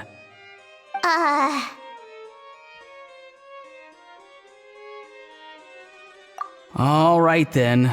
I knew this wouldn't go well. So here's what went down. This morning, Aoife and I were playing rock, paper, scissors. Before long, he'd lost, as he usually does. So we figured we'd head out and visit some of the court of Fontaine's famous landmarks. When we got near the plaza, a man suddenly stopped us to ask for help. He said that he had lost something and that someone had found it and sent it over to the Palais Mermonia. But apparently he used to work here and was worried it'd be awkward bumping into his old coworkers, so he asked us to pretend to be the owners and claim it on his behalf. You didn't manage to keep that pretense up for long. It's fine. I'm not the one who feels awkward anyway. So, a former employee of the Palais Mermonia. Was this individual a Fontaine native? Yes, at least I assume so. He looked like a well-dressed gentleman to me. We were about to refuse, but he was so polite. Could it have been a disguise? Oh no. Ororon, Paimon thinks you've been tricked. This person might be in cahoots with the bad guys. Oh, maybe he already took off and escaped as soon as your mission went pear-shaped. No way. I'm not that dumb. Huh? He's not going anywhere. Aoife and Kukuku are keeping an eye on him over at the plaza. Keeping an eye on him. I like the sound of that. In that case, let's hurry over to where Aoife is. Time to catch that con man and find out what's really going on here. Wait a minute, I have a question first. Traveler, Paimon. You're pretty famous in Natlan, right? Oh, we're basically household names. But why do you ask? Would that be a problem? Remember when I said that the seller might be watching in secret? If so, then picking Ororon to do their dirty work was a careless mistake on their part. It suggests that the person who got Ororon to claim the item might not be fully in the know themselves. There are plenty of unanswered questions, but standing around racking our brains won't help. However, I still suggest that the famous faces among us, meaning the Traveler and Kinich, oh, and of course, Monsieur Nivelet too, stay here for the time being. We'll empty the box, give it to Ororon, and then he can claim the item as if nothing happened. I'll follow to check if anyone is watching. I doubt anyone would recognize me anyway, so I shouldn't draw too much attention. I think this plan is worth a try. I shall leave it to the pair of you. So, I have to go undercover again, right? Well, not exactly undercover. Just drop the special patrol persona and be yourself instead. Roger that. Over and out.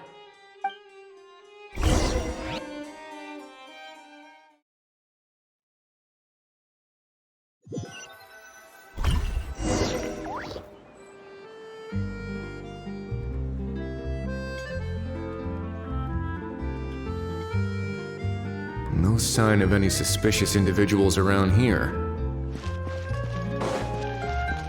Ororon has entered the elevator as planned. I'll head over to the plaza now. Ororon's taking the elevator. I should take a different route to the plaza.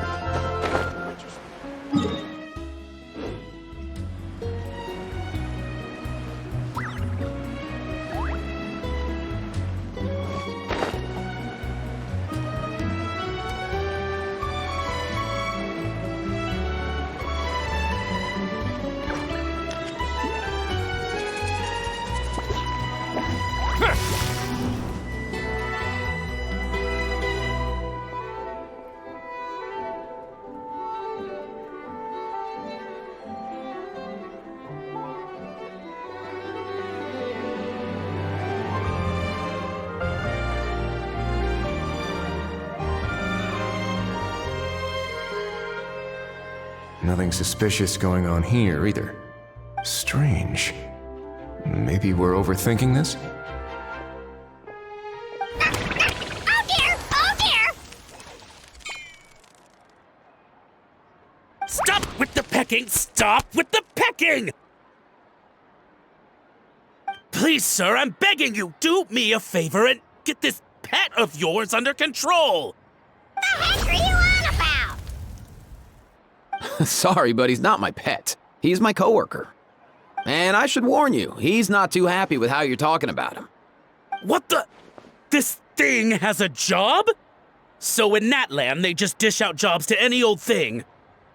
Uh-oh. Kukuku's not too big on being called a thing either. You're on your own now. I'm sorry. Please, Mr. Kukuku. Master Kukuku. Lord Kukuku. I meant no offense, I promise. All right, Kukuku. That'll do for now. Let me ask him some questions first. Sure thing, bro.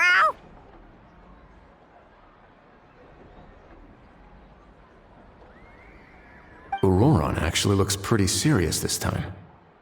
Was he just pretending to be clueless earlier? Interesting. Think I'll sit back and see how this plays out. You actually got it? Wow, didn't think it would be that easy.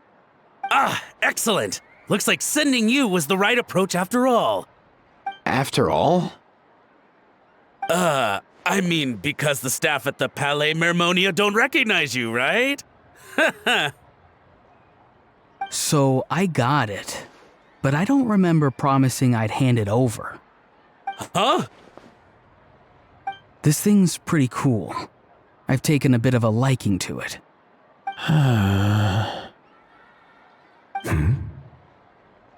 Please don't do this, my good sir, my master, my lord. My very life hangs in the balance. His life hangs in the balance? If this means so much to you, what are you gonna offer me in return? Are you trying to get him to say my life? How'd you know that? Because I watched that film with you. You should drop the act. We don't want a real misunderstanding in our hands. You're probably right. But honestly, I don't know what else to say. Sorry, this is the most myself I can be. Is that enough? Enough. More than enough. Who's this dude? Just think of me as a staff member from the Palais Mermonia. Now, if you don't mind, I have some questions for this gentleman about that life or death treasure you were just discussing. Truthful answers appreciated, of course. Oh no, I'm toast now. What's that supposed to mean? You don't think the Palais Mermonia has the ability to protect our citizens? No, I mean, yes, of course they do. Please ask away. I could do that. But I'd rather you just tell the whole story, from the beginning. I suppose I only have myself to blame. Such a rare antique, I couldn't resist. I'm a collector of antiques. Nothing excites me more than rare, old relics, and to be completely honest, if someone's selling, I'm buying. I don't care to ask where they sourced their goods. As for the seller of this particular item, well, I've never met him in person. We've had some prior dealings, but always under the cover of coded ads in some shady tabloids. Lost and found notices, missing person ads, that sort of thing. As long as I took care to hide a time and place somewhere within the text, then slipped some mora into the envelope before submitting the ad, it would get published. And that was that. No fuss, no trace. Simple, right? Normally, everything goes off without a hitch. But this time, I arrive at the pickup spot expecting a discreet in and out, and instead, I find a whole construction crew at work. That was not what we'd agreed, but I couldn't just let it go, so I reached out to him again the same way as usual. He replied, and do you know what he said? He told me that the item's now in the Palais Mermonia. Well, he wasn't lying about that. He insisted that it would be inconvenient for him to make an appearance himself, but said that if I could somehow find a way to retrieve it from the Palais, he'd give me a discount on the price. Of course it wasn't the discount that swung it. Do I look like I'm strapped for cash? Feeling smug now, are we? Feeling smug now, are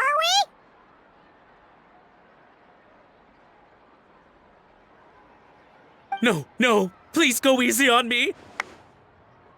Go on.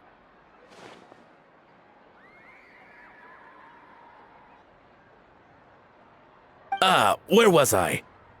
Well, anyway, I thought to myself, seeing as the item itself came from Natlan, it would make more sense if I could find someone from there to go retrieve it.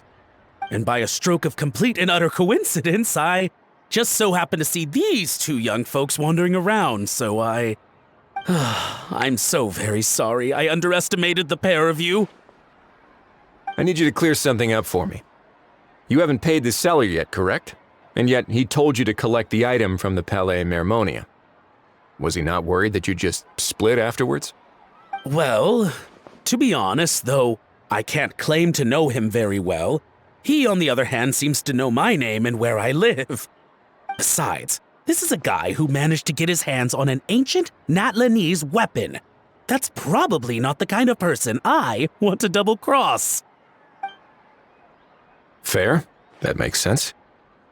So, Mr. Please, just call me Argento. All right, Mr. Argento. Listen very carefully to what I'm about to say. It will determine how much of the rest of your life you'll be spending beneath the waves. What does he mean? Is he gonna drown him just like they do in those gangster films? Oh, I get it. He's talking about that place at the bottom of the Fontainian Sea. Shh, can it? Owing to your suspected involvement in the illicit trade of Natlanese relics, you're now one of the suspects in an international smuggling case.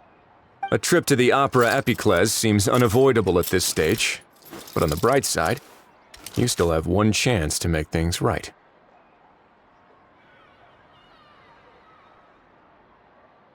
Okay. Do I really? Please tell me what to do. It's very simple. Just reach out to your seller in the same way as usual, arrange to meet, bring the money, and make the deal. Just be sure to let me know all the details. I'm talking time, place, the whole lot. If we can catch the other party by doing this, you'll have gone some way toward redeeming yourself. Understand? Oh, I see. I understand. You shall have my full and unadulterated cooperation. Good. Don't break the law, and don't even think about making a run for it. The Palais Mermonia will be watching you and ensuring your safety. All right, take the box, but leave your ID and other documents behind. You can go now. As for you two, protocol dictates that I should take you both back to the Palais and have you sign a confidentiality agreement. But that would take a lot of time and effort. Such a hassle, bro! See, Mr. Kukuku knows exactly where I'm coming from. So, I was thinking, since you're all friends of the Traveler... I understand, sir. We got dragged into this by accident, and it has diddly squat to do with us. And out of respect for the Traveler, we won't say another word. Oh, I know this part. We better keep our mouths shut or we'll both be sleeping with the fishes in the tailor-made pair of cement shoes. In that case, I understand completely. Not exactly what I was going for, but if that's how you want to understand it, then be my guest. Then it's settled.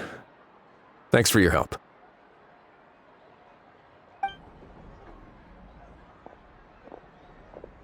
Boy, am I glad that's over.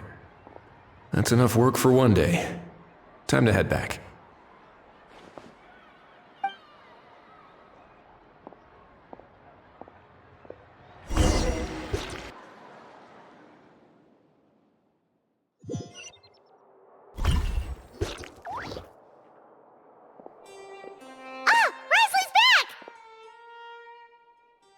Judging by your expression, it must be good news, huh? It went smoothly, on the whole.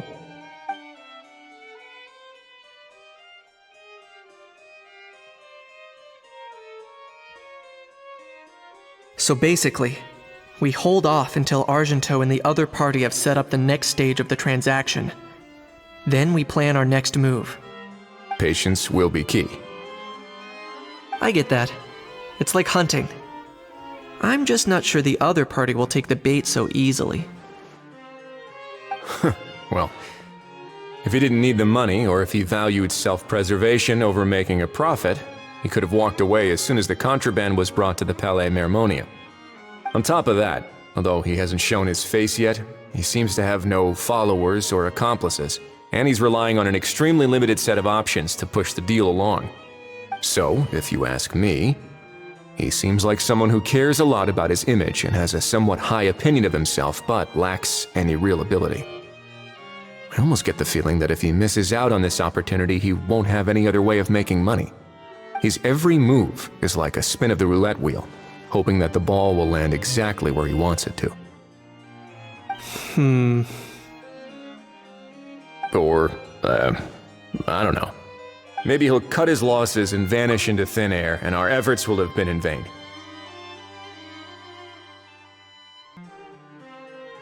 At least Natlan will get the stolen relic back, so it won't have been for nothing.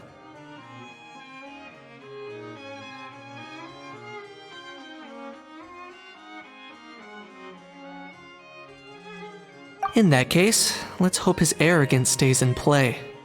Everyone, I have just briefed the Marechaussee Phantom on the situation. As soon as there are any further developments, we will act without delay. When that time comes, we will be relying on your help.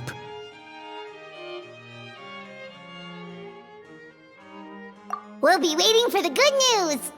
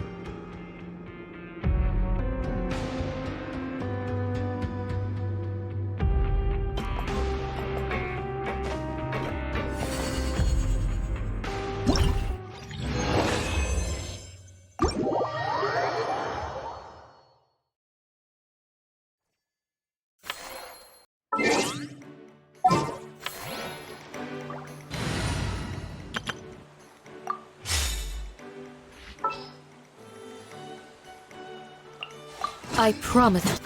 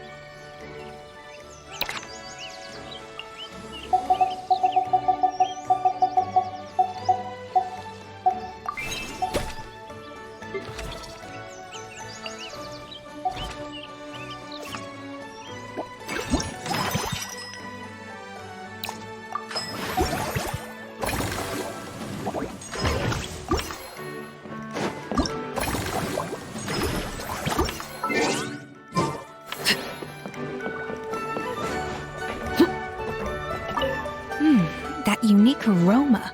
I wonder how you'll inspire my cooking this time. All right then, I'll just go with the flow. It's about time for a fresh new flavor.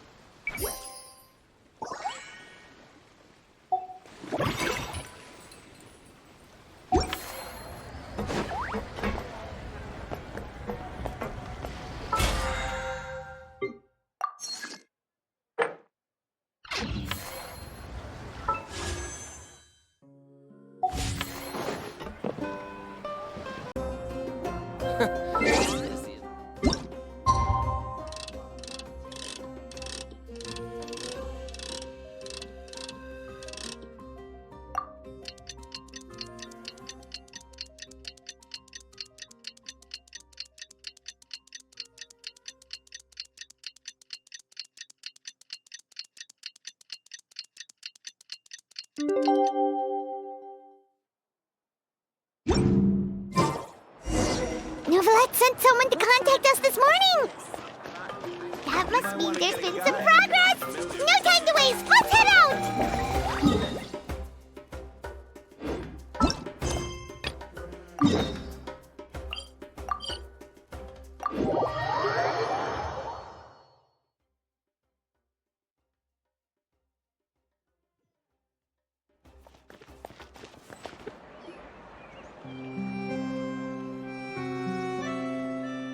Hey, everyone! We're not late, are we? No, you're just in time. Well rested, I trust? A great way to stay energetic, certainly. We received word from Mr. Argenteau yesterday, confirming the time and location of the transaction. It'll take place this afternoon, and it turns out it'll be somewhere we all know pretty well, too. The Film Fantasyland restaurant. Oh, really? Huh. He sure does like that place. Seems like you share our concerns, Traveler. Indeed. Capturing someone in a crowded event venue will be much more challenging than in an open area. The criminal might try to blend in with the crowd, or even escape by taking hostages. In light of this, we've had to make additional preparations. As soon as we received the news yesterday, we began coordinating with the Marechaussee Phantom and the Special Security and Surveillance Patrol. We'll be deploying lots of undercover agents on site. If things go south, the safety of the civilians will be our top priority. Of course, fingers crossed, everything will go without a hitch. I noticed a bunch of familiar faces from the previous case, like Captain Chevres of the Special Patrol, so I'm feeling optimistic. We'll trust your instincts, then. Oh, yeah, and by the way, we've also been in communication with Miss Lapine Pauline and Miss Navia. The Spina di Rosula will provide support within a controlled scope, so there's no need to worry. The only potential issue is with Miss Escoffier. It would be easy if it were that simple. All right, no more jokes. Miss Escoffier has made it clear that she doesn't want her restaurant to suffer any losses as a result of this operation. But, well, I have a feeling things might not go quite as smoothly as she hopes. To be honest, we shouldn't have dragged you into this in the first place, and it's caused you quite enough trouble already. The Fontainian authorities should be able to handle the rest from here. But still, I'm guessing you'd like to see how it all turns out. Well then, feel free to head down to the scene, but just stay alert and play it by ear. You won't necessarily have to do anything. Unless things go pear-shaped, of course. I'll do my best to ensure that things don't escalate to that point.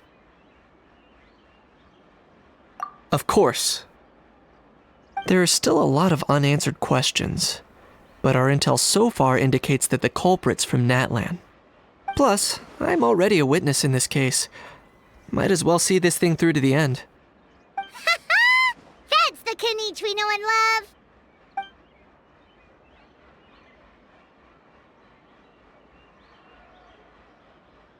Well, that's enough of the small talk.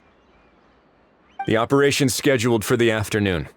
If we're quick enough, we'll even have time for a few cups of tea before we leave. Oh, and let's grab something to eat too. Can't work on an empty stomach, you know. And rooting for you. It's a very important job. All right, I'll head over to the venue now. Ahal's been harping on for days now about this event-exclusive meal he wants to try. Guess I might as well shut him up sooner rather than later. See you in a bit. I look forward to hearing how it all goes.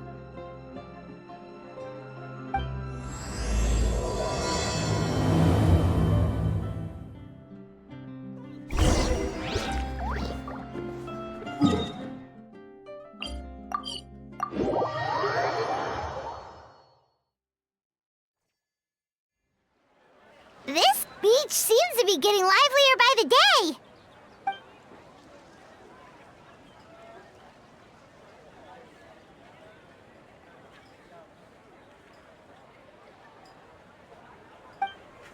Traveler, Paimon's getting kinda hungry. Let's go check out the restaurant menu, shall we?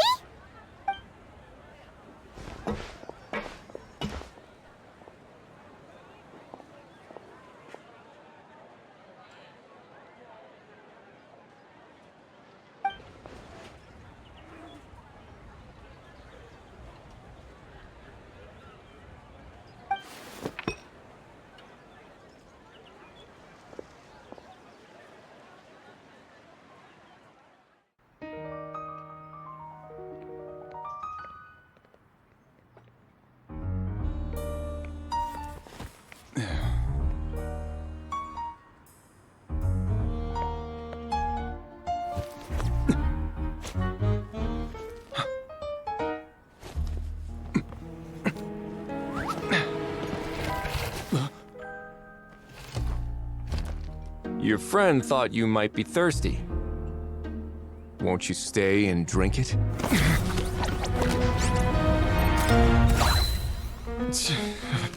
I tend to steer clear of drinks left out in the open.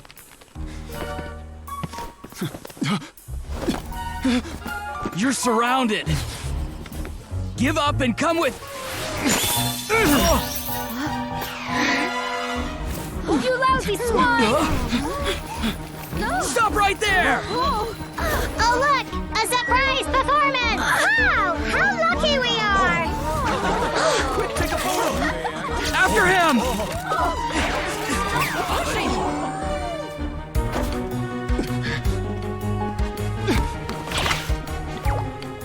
Sorry, my guy. Unlicensed and illegally docked, this boat's not going anywhere.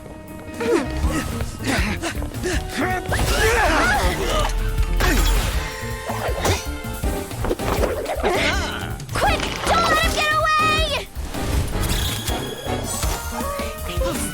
Be careful! Amazing! Lowly worm! No one flies higher than the almighty Dragon Lord! Who's stealing my fun? You again! You're driving me crazy! Oh, wow,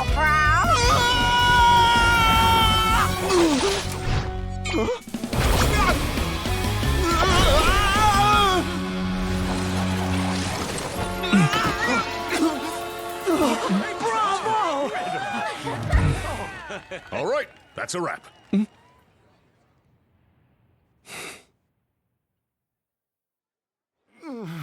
Unbelievable!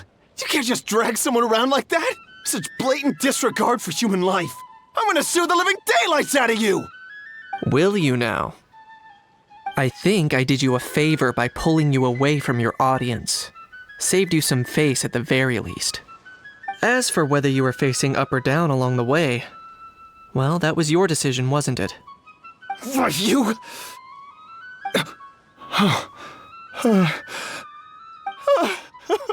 All right, I admit it.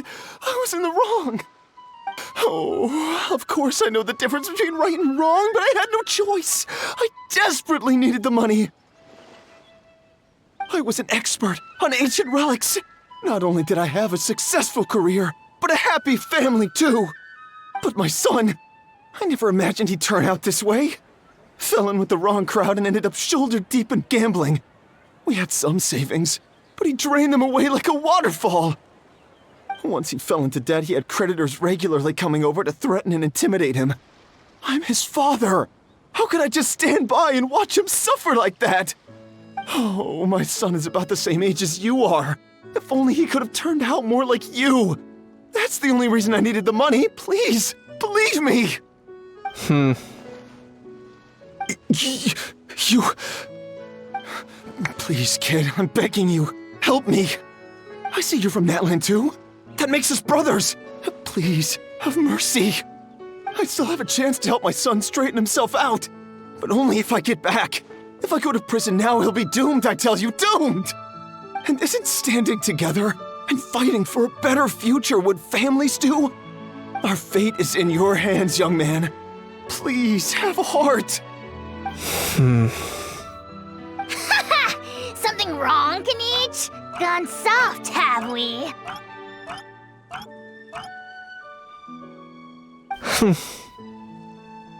I don't believe a word you say. Wriothesley had you just about figured out. You're a gambler. Pure and simple. A gambler? Me? Nonsense! I told you, it's my son! First of all, are you really from Natland? You've been keeping tabs on the gun's whereabouts this whole time. You should have recognized at least one familiar face by now. On top of that, the way you threatened to sue me? Spoken like a true Fontainian, if you ask me. Huh? What kind of logic is that? I can't explain. I actually grew up in...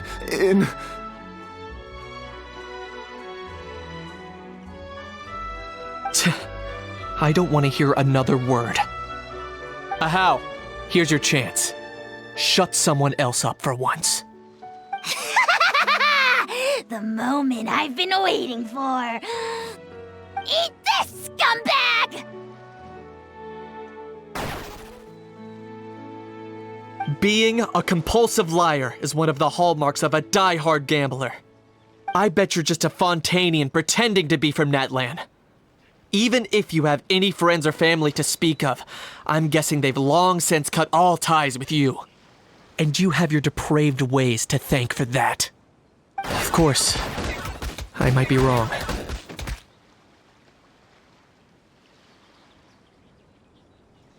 But does that matter? I'm just here to arrest you. If you're looking for an advocate or a shoulder to cry on, you're out of luck. Besides, prying the truth out of you is exactly what your beloved courts are for. Isn't that right?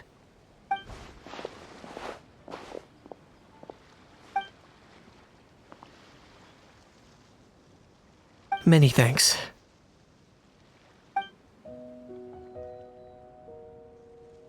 And me? What about me? So rude. You should be bowing down in gratitude to the almighty Dragon Lord.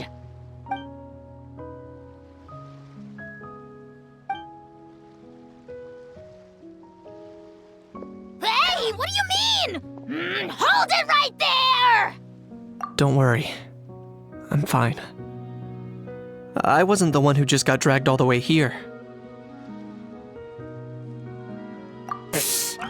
Little Kinich, thinking back to when you were just an itty-bitty boy, Kinich, aren't ya? Aw, don't start crying like a little baby. I am the almighty Dragon Lord! No servant of mine will be seen acting so weak and pathetic in public! What are you on about? Still, I suppose there's no point hiding it from you. To put it plainly, I can't stand gamblers. They're the most irresponsible people in the entire world. No respect for the principle that you have to give in order to get. They'll tell 1,000 lies for a single coin. deluding themselves into thinking they can use it to gamble their way to a vast fortune. But we all know that even when it looks like you're getting something for free, there's always an unseen cost. In the past, I also ended up paying a price for my father's gambling losses. I don't want anyone else to end up in a similar situation if I can help it. Don't feel sorry for me. I certainly don't feel sorry for myself. They say that people are shaped by their past, and since I've made it this far, I must have done a lot of things right. We should never punish ourselves for the mistakes of others. Instead, I choose to remember the moments that helped me grow. Like when I first learned to use a grappling hook, or the very first time I yearned for knowledge.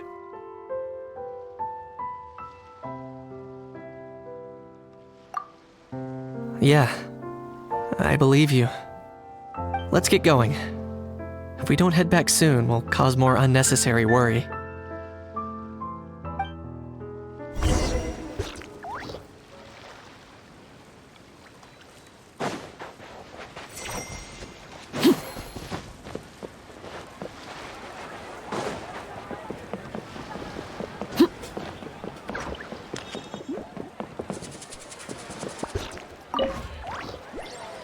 Yay! Traveler Kinich, you're back!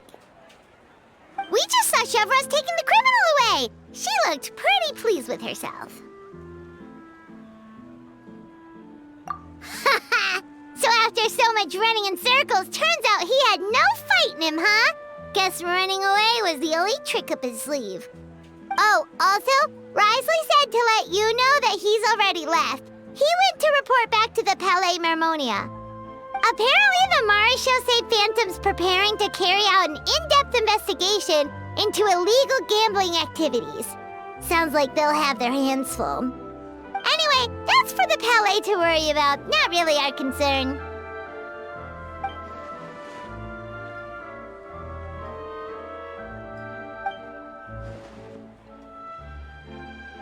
Hey, it's not like you to give up so easily, Charlotte.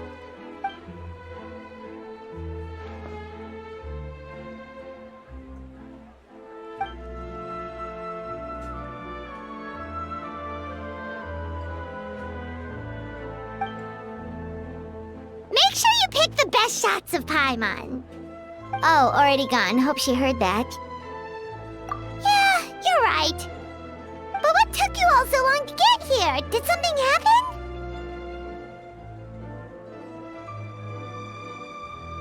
What? Rumors and slander! When have I, the almighty Dragon Lord, Kahulahau, ever sunk to such sniveling? Often, actually. To be honest, I haven't decided yet. At the moment, I've got nothing urgent to get back for. And, in any case, the court might need me to testify again. Plus, that gun's still a key piece of evidence. I'll probably have to wait until the case is closed before I can return it to Natlan. So, I guess I'll be sticking around to enjoy the beach a little longer.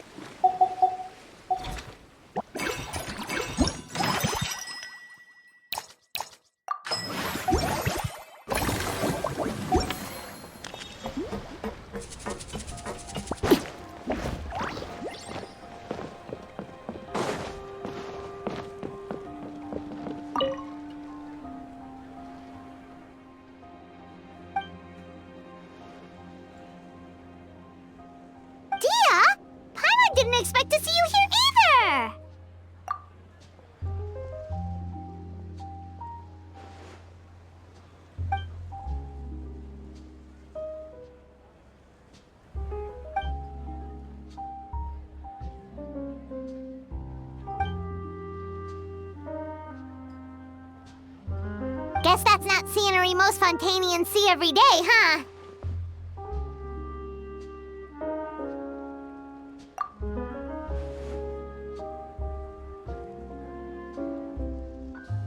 Wait, aren't fight scenes supposed to be as realistic as possible? Surely the more punches that land, the better.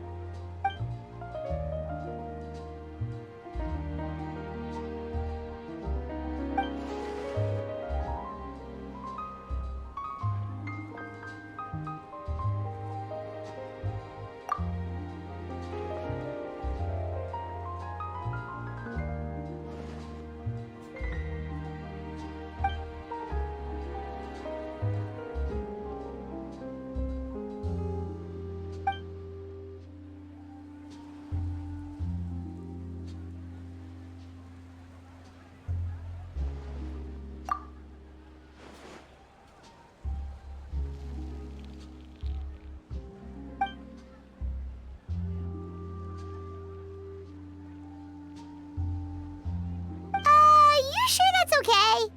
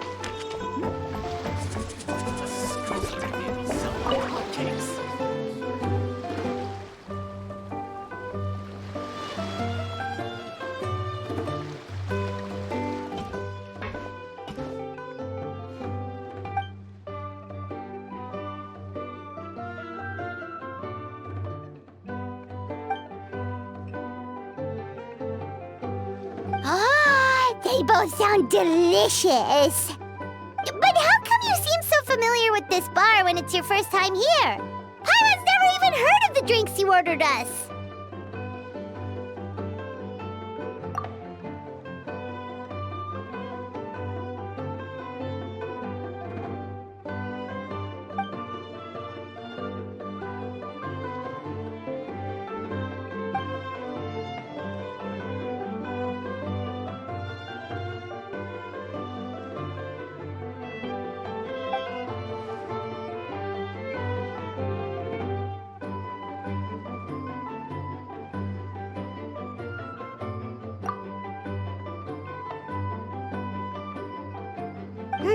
Where do we begin? Literally everything that's happened has been pretty incredible, if you think about it.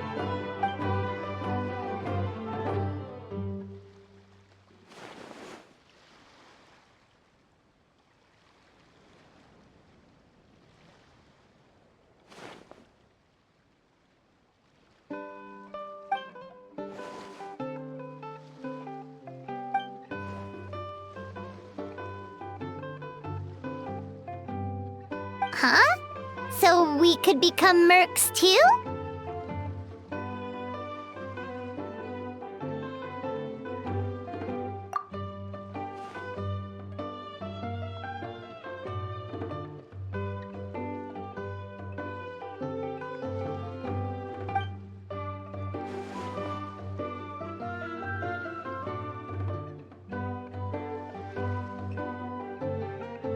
That actually makes a lot of sense.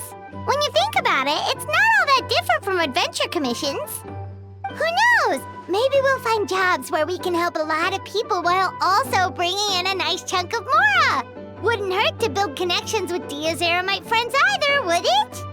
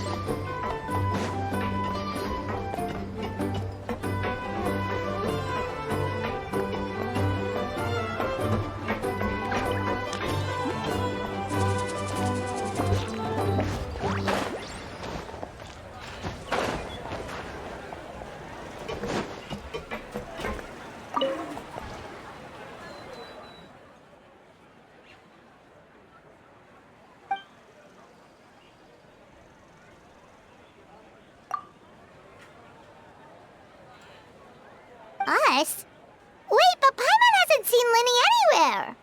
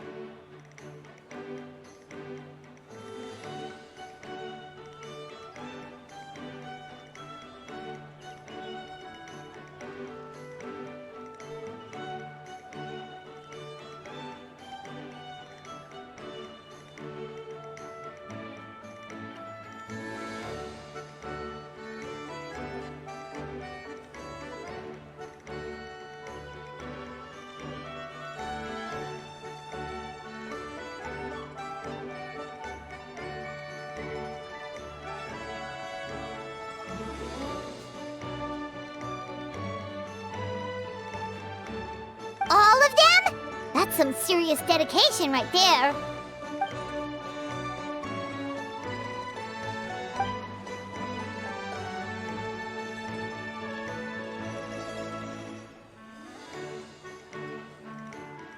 Paimon had no idea Linny was so into horror films.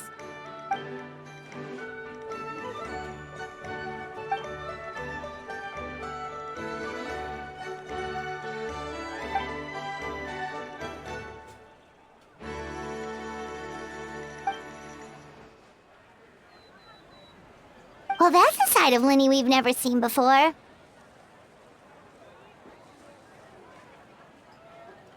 Don't even think about roping Paimon into this!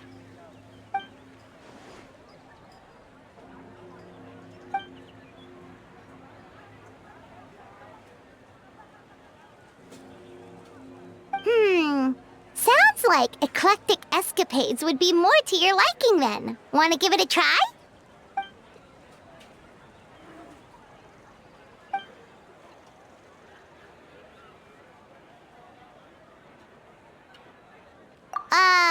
Is that really that entertaining? Still, if you're interested in the attraction, why not become a consultant? That way you'd get to see more of the visitors' reactions too!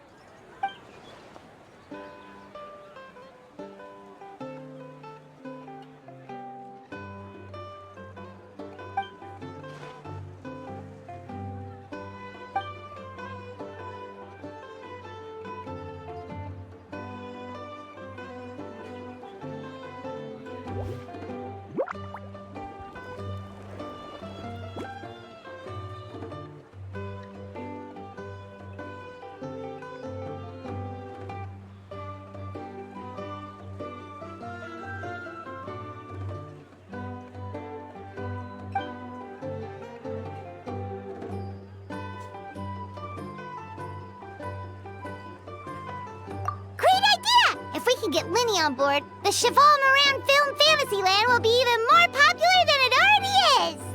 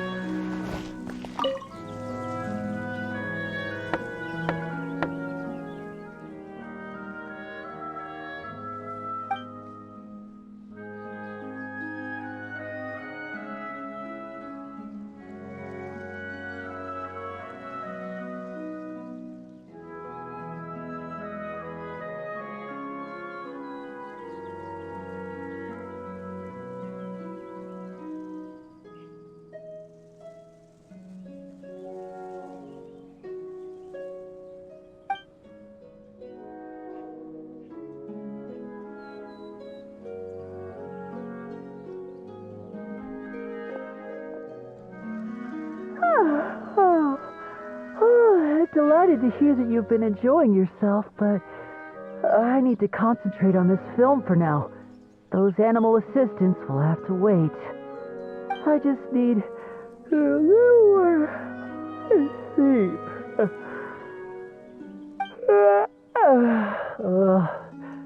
Every time I close my eyes, I keep thinking of new tricks. So... That's right, Lenny. A change of pace should stop your mind from wandering. Wait, Traveler? Paimon? You two are here as well?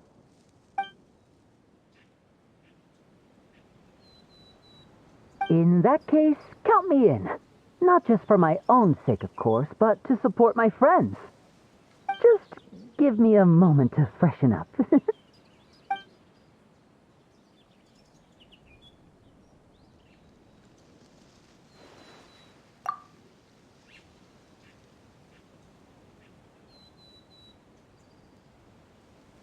Sounds good! Getting Lenny to cheer up and visit the amusement park's surely our greatest success yet!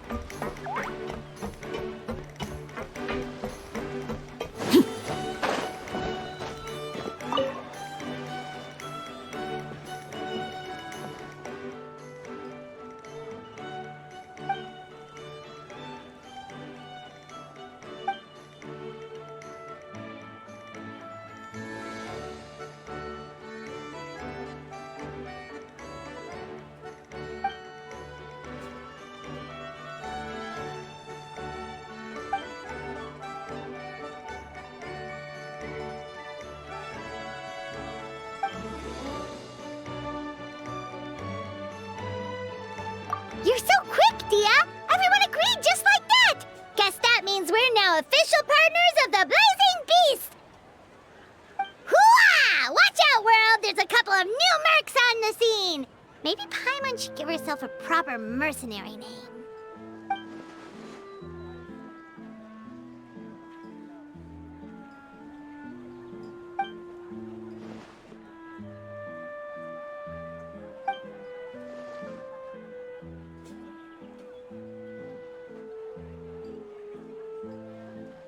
It's a deal!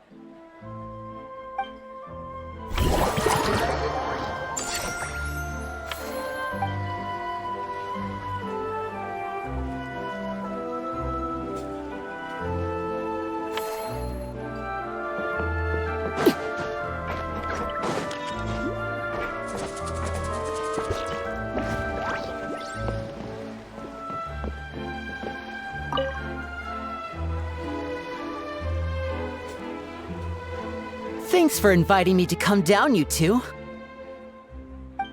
I must say, I feel like a new man after visiting the park and seeing all those adorable animals. Seems like Lynette has her eye on some great potential animal assistants, too.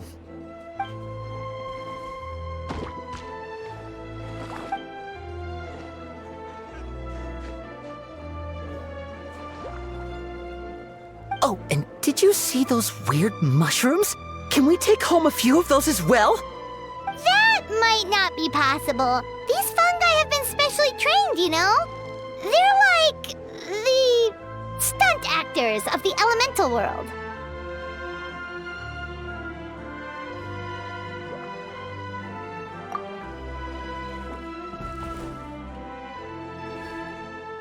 Are you sure about that. Paimon's pretty sure we've never seen a cat anywhere near as big and as soft as a fungus.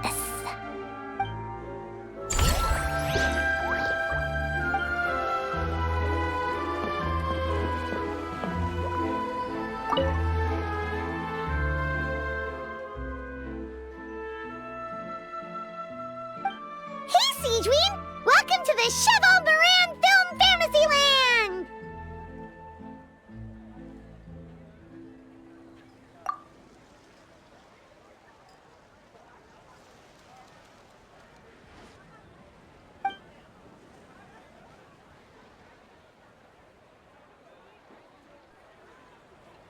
Oh, your encouragement leaves Paimon feeling even more motivated than ever!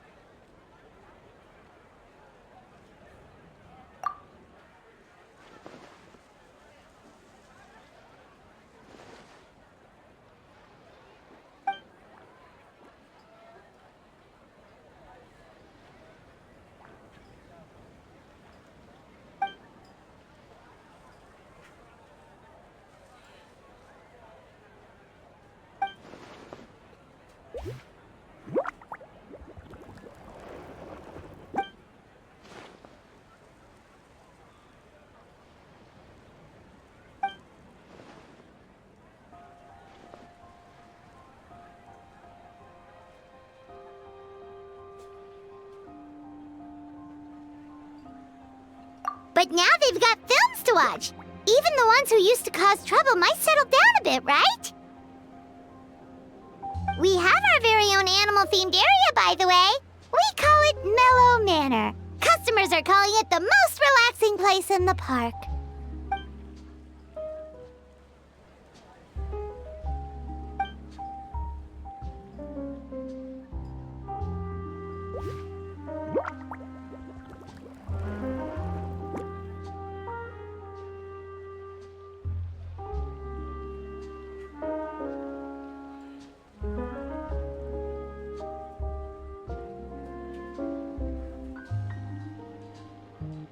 Oh, you mean we could invite Sigeween to be a consultant at Mellow Manor?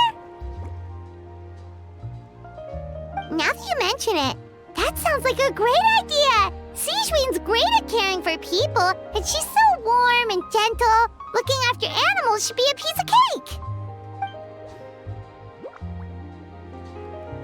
Yeah, like someone who gives advice and tells the park staff how to do their jobs better. The workload won't be too heavy, but it's important work. Besides, you'll mostly be playing with the animals.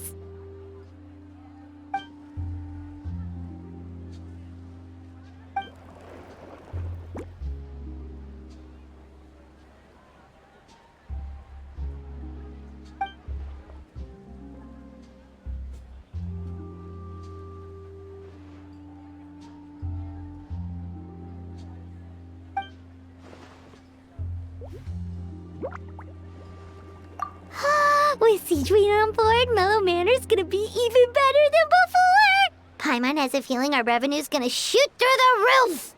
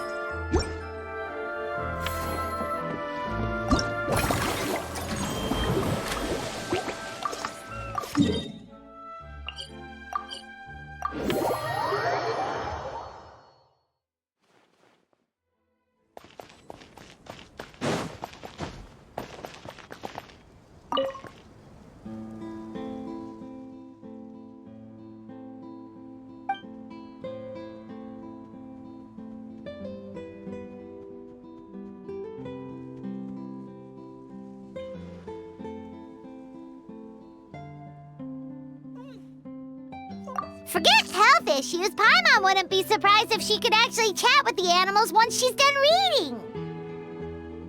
Oh, wait, head nurse, please don't go. Phew, boy, am I glad I caught up with you. One of the inmates has become obsessed with those magical mouse munchies from the animated films you've been showing them, and tried making some himself with 3 days' worth of welfare meals. He ended up giving himself food poisoning, with symptoms we've never even seen before. Please, we need your help.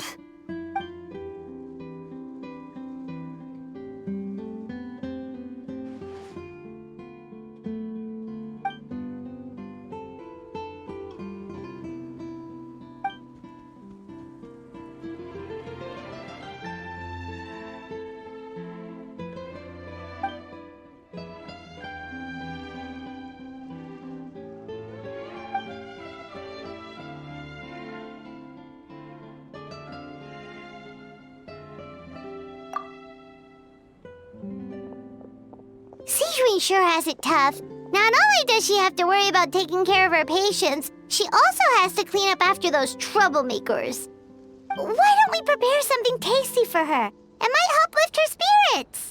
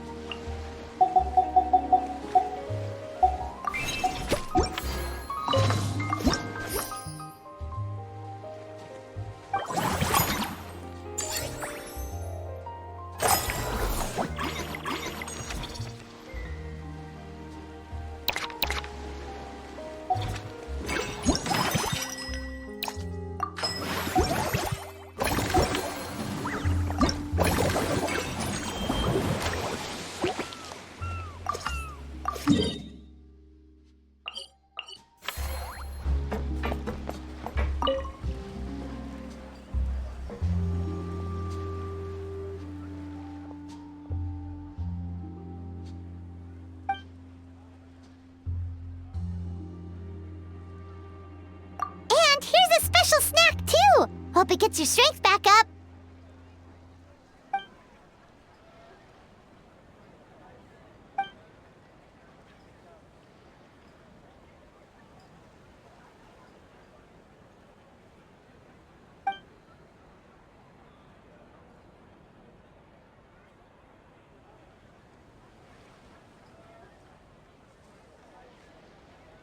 Is it because they aren't paying any attention when they're watching?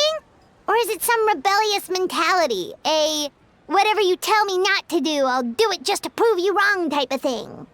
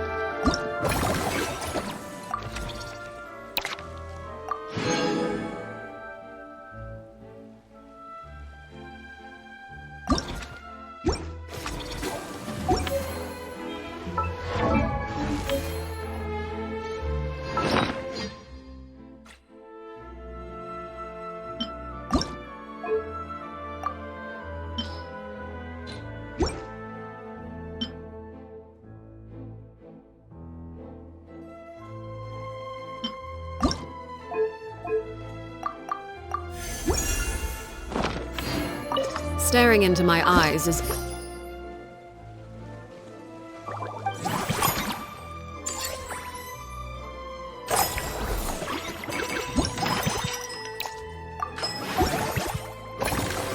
Revised. I can't promise you'll like what you see.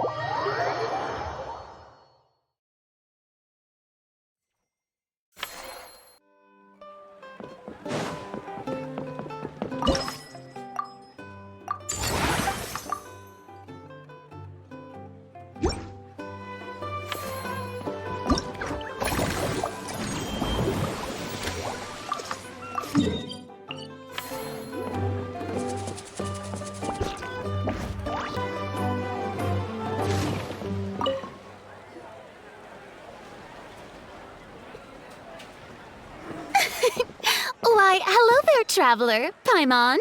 I sensed your enthusiasm from a mile off. You were so bright, I could have taken you for an opera singer in full falsetto. Farina, you're finally here! Thank you. I am just as thrilled to be here as you are to have me. More seriously, I'm not the star this time. That's you two, alongside all the creators sharing their passion for film with the world. Honestly, when I was first asked to approve the plans, I thought this would just be a small event. I never imagined that the Cheval Moran Film Fantasyland would expand to this scale so quickly. Yeah, thinking back to when we first arrived, it really has all come together in no time. At this rate, who knows? Someday it could become as iconic as the Fontanalia Film Festival itself. And we have the two of you to credit for much of that. I've suggested to several renowned directors that we award you the title Pioneers of the Film Industry. In contrast to the Farina Award, which is more of a public honor, this title is a mark of true recognition from within the industry itself. a reflection of both outstanding achievement and hard work. Wow, even you're getting serious now. Come now, no need for any of that. Just relax and enjoy the moment. Speaking of which, I've actually been preparing a little survey. How about we randomly select some visitors to give us feedback about the park? Did Paimon hear that right? Farina carrying out a customer satisfaction survey? Well, given that it bears the name of my dear friend Surintendant Cheval Moran, isn't it only natural that I conduct a bit of research on her behalf? Besides, the more famous a star becomes, the more important it is to stay in touch with reality, no? Plus, it's amazing how much you learn just by listening to other people's take on films. Paimon always assumed celebrities just get their assistants to handle everything for them. But it sounds like it's actually pretty hard work. Then again, maybe Farina's just an outlier.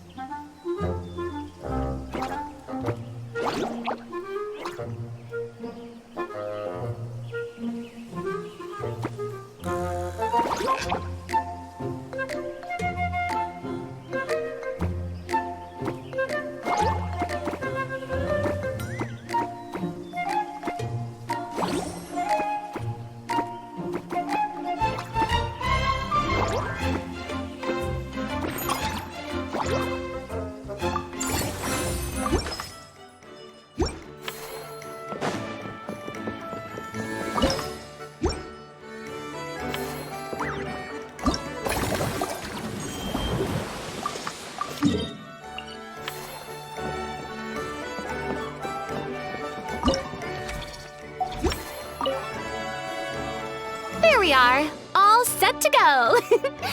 Now, Let's take a stroll nearby and randomly pick out some visitors to ask a few key questions.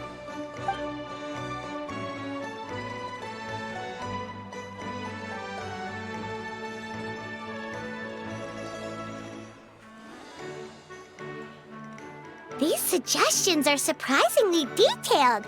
Choosing film prototypes, recreating the scene cutting process, budget management for costumes, makeup, and set design?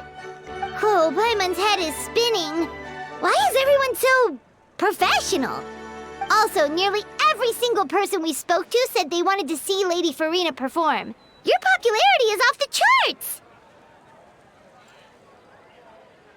To tell you the truth, I've no plans to perform this time around.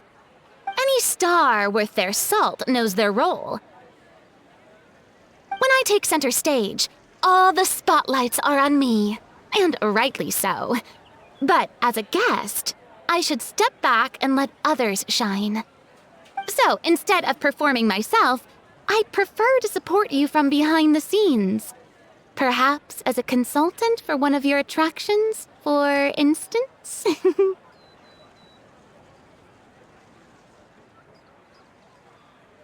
Hey, that's right! Movie Masterpieces is all about film expertise. There really would be no better candidate than you! Oh, wonderful! Then I shall give this role my very heart and soul. Once I've had a moment to prepare, we can meet up for a slice of gâteau from my pâtissière suprême before we get started.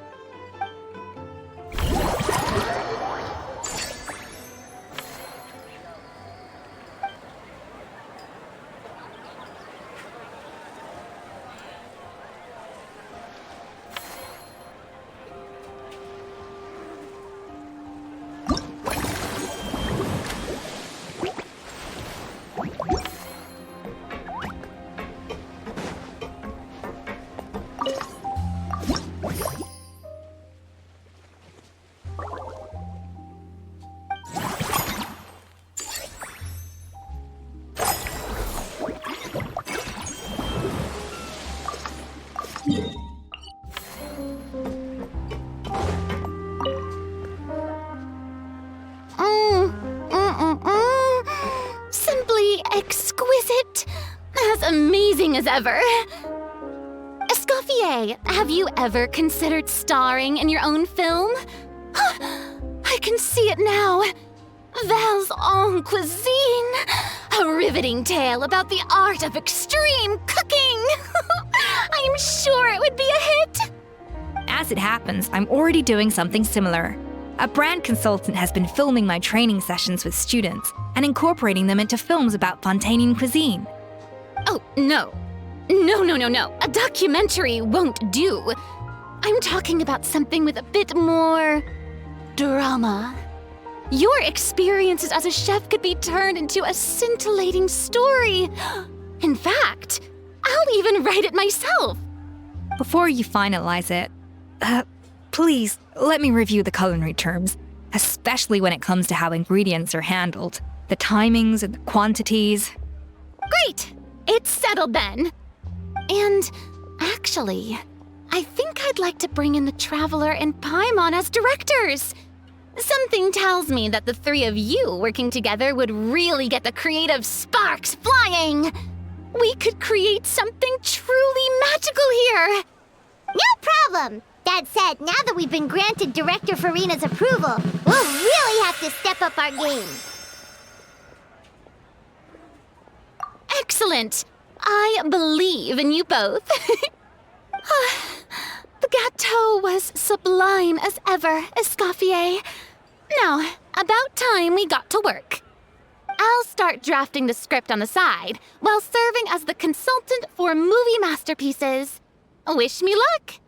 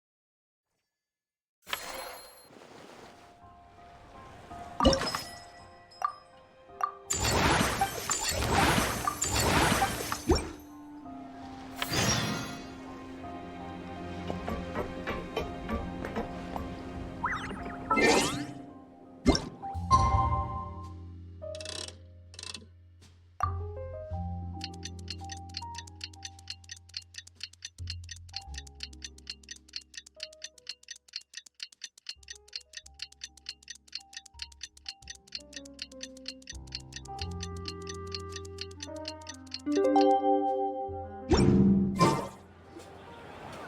that things have reached this point, we should add... A pinch of salt? A dash of pepper, actually. Brilliant. Huh? You two aren't talking about a new dessert menu by any chance, are you? Not desserts. No, we're talking about the script. Oh, my dear partner, photographer, rookie director. Our creativity must keep up with the overflowing enthusiasm of our fans. There's no room for dull scripts on my stage. Plot twists should strike the audience like a cloud of pepper, leaving them sneezing in surprise. Achoo! The same logic applies in catering. I once heard Miss Emily mention that pepper could be used in perfumes. Perhaps I could find a way to make it work in desserts too. A peppery kick to complement the delicate sweetness of cream, perhaps. Wow, the two of them seem to be working together so well. I'm struggling to imagine what a pepper cake would taste like, though. Well, well, what do we have here? Escoffier's making a new cake? Oh, how exciting! When it's ready, do let me know. I'd love to try it. Is it just Paimon, or does it seem like everyone's even more enthusiastic now that they've finished their work? Why shouldn't they be? When your hard work pays off, that's when you should celebrate. It's like a batch of fresh macarons. You should never let fear of sweetness stop you from adding all the filling you please. After all, if there's ever a time to pile on the sugar, it's when you're making macarons.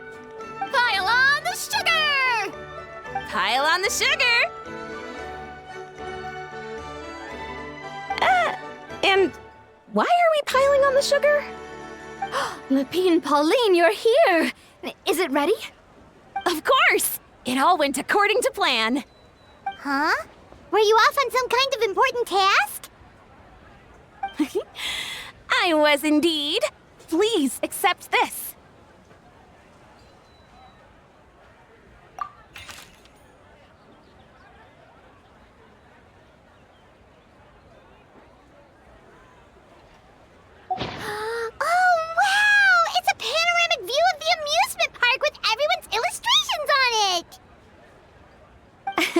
Since the film Fantasyland has been such a success, we decided to create a unique souvenir to remember it by. We built this park together brick by brick, so we decided we'd all contribute to drawing this map together too. To be fair, it was mostly thanks to Miss Lapine Pauline. She's our expert when it comes to drawing after all. But we all did our best to leave our own marks too.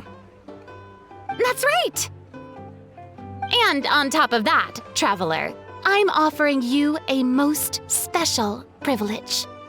You get to add a mustache to my portrait!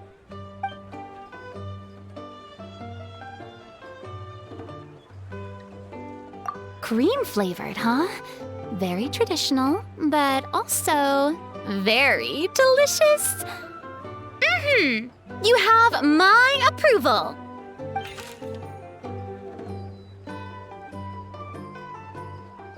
All right then. Now that you're the proud owner of this commemorative map, you can draw as many different flavored mustaches on it as you like. Sounds like a pretty tasty map. We'll look after it well. Great! Your satisfaction is our #1 priority. Everything's all in order. Now it's time to relax. Forget about work and just enjoy the park.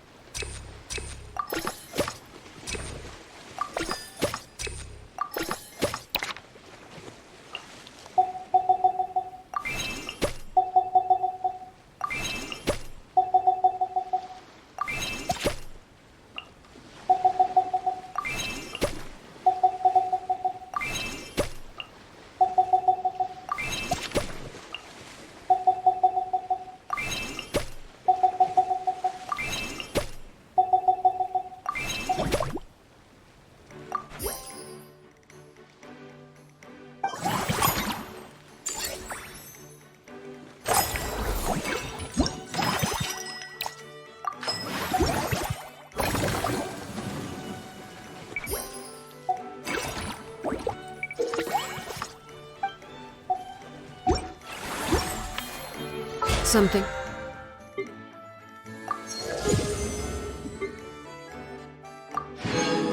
You wish to report? Go on.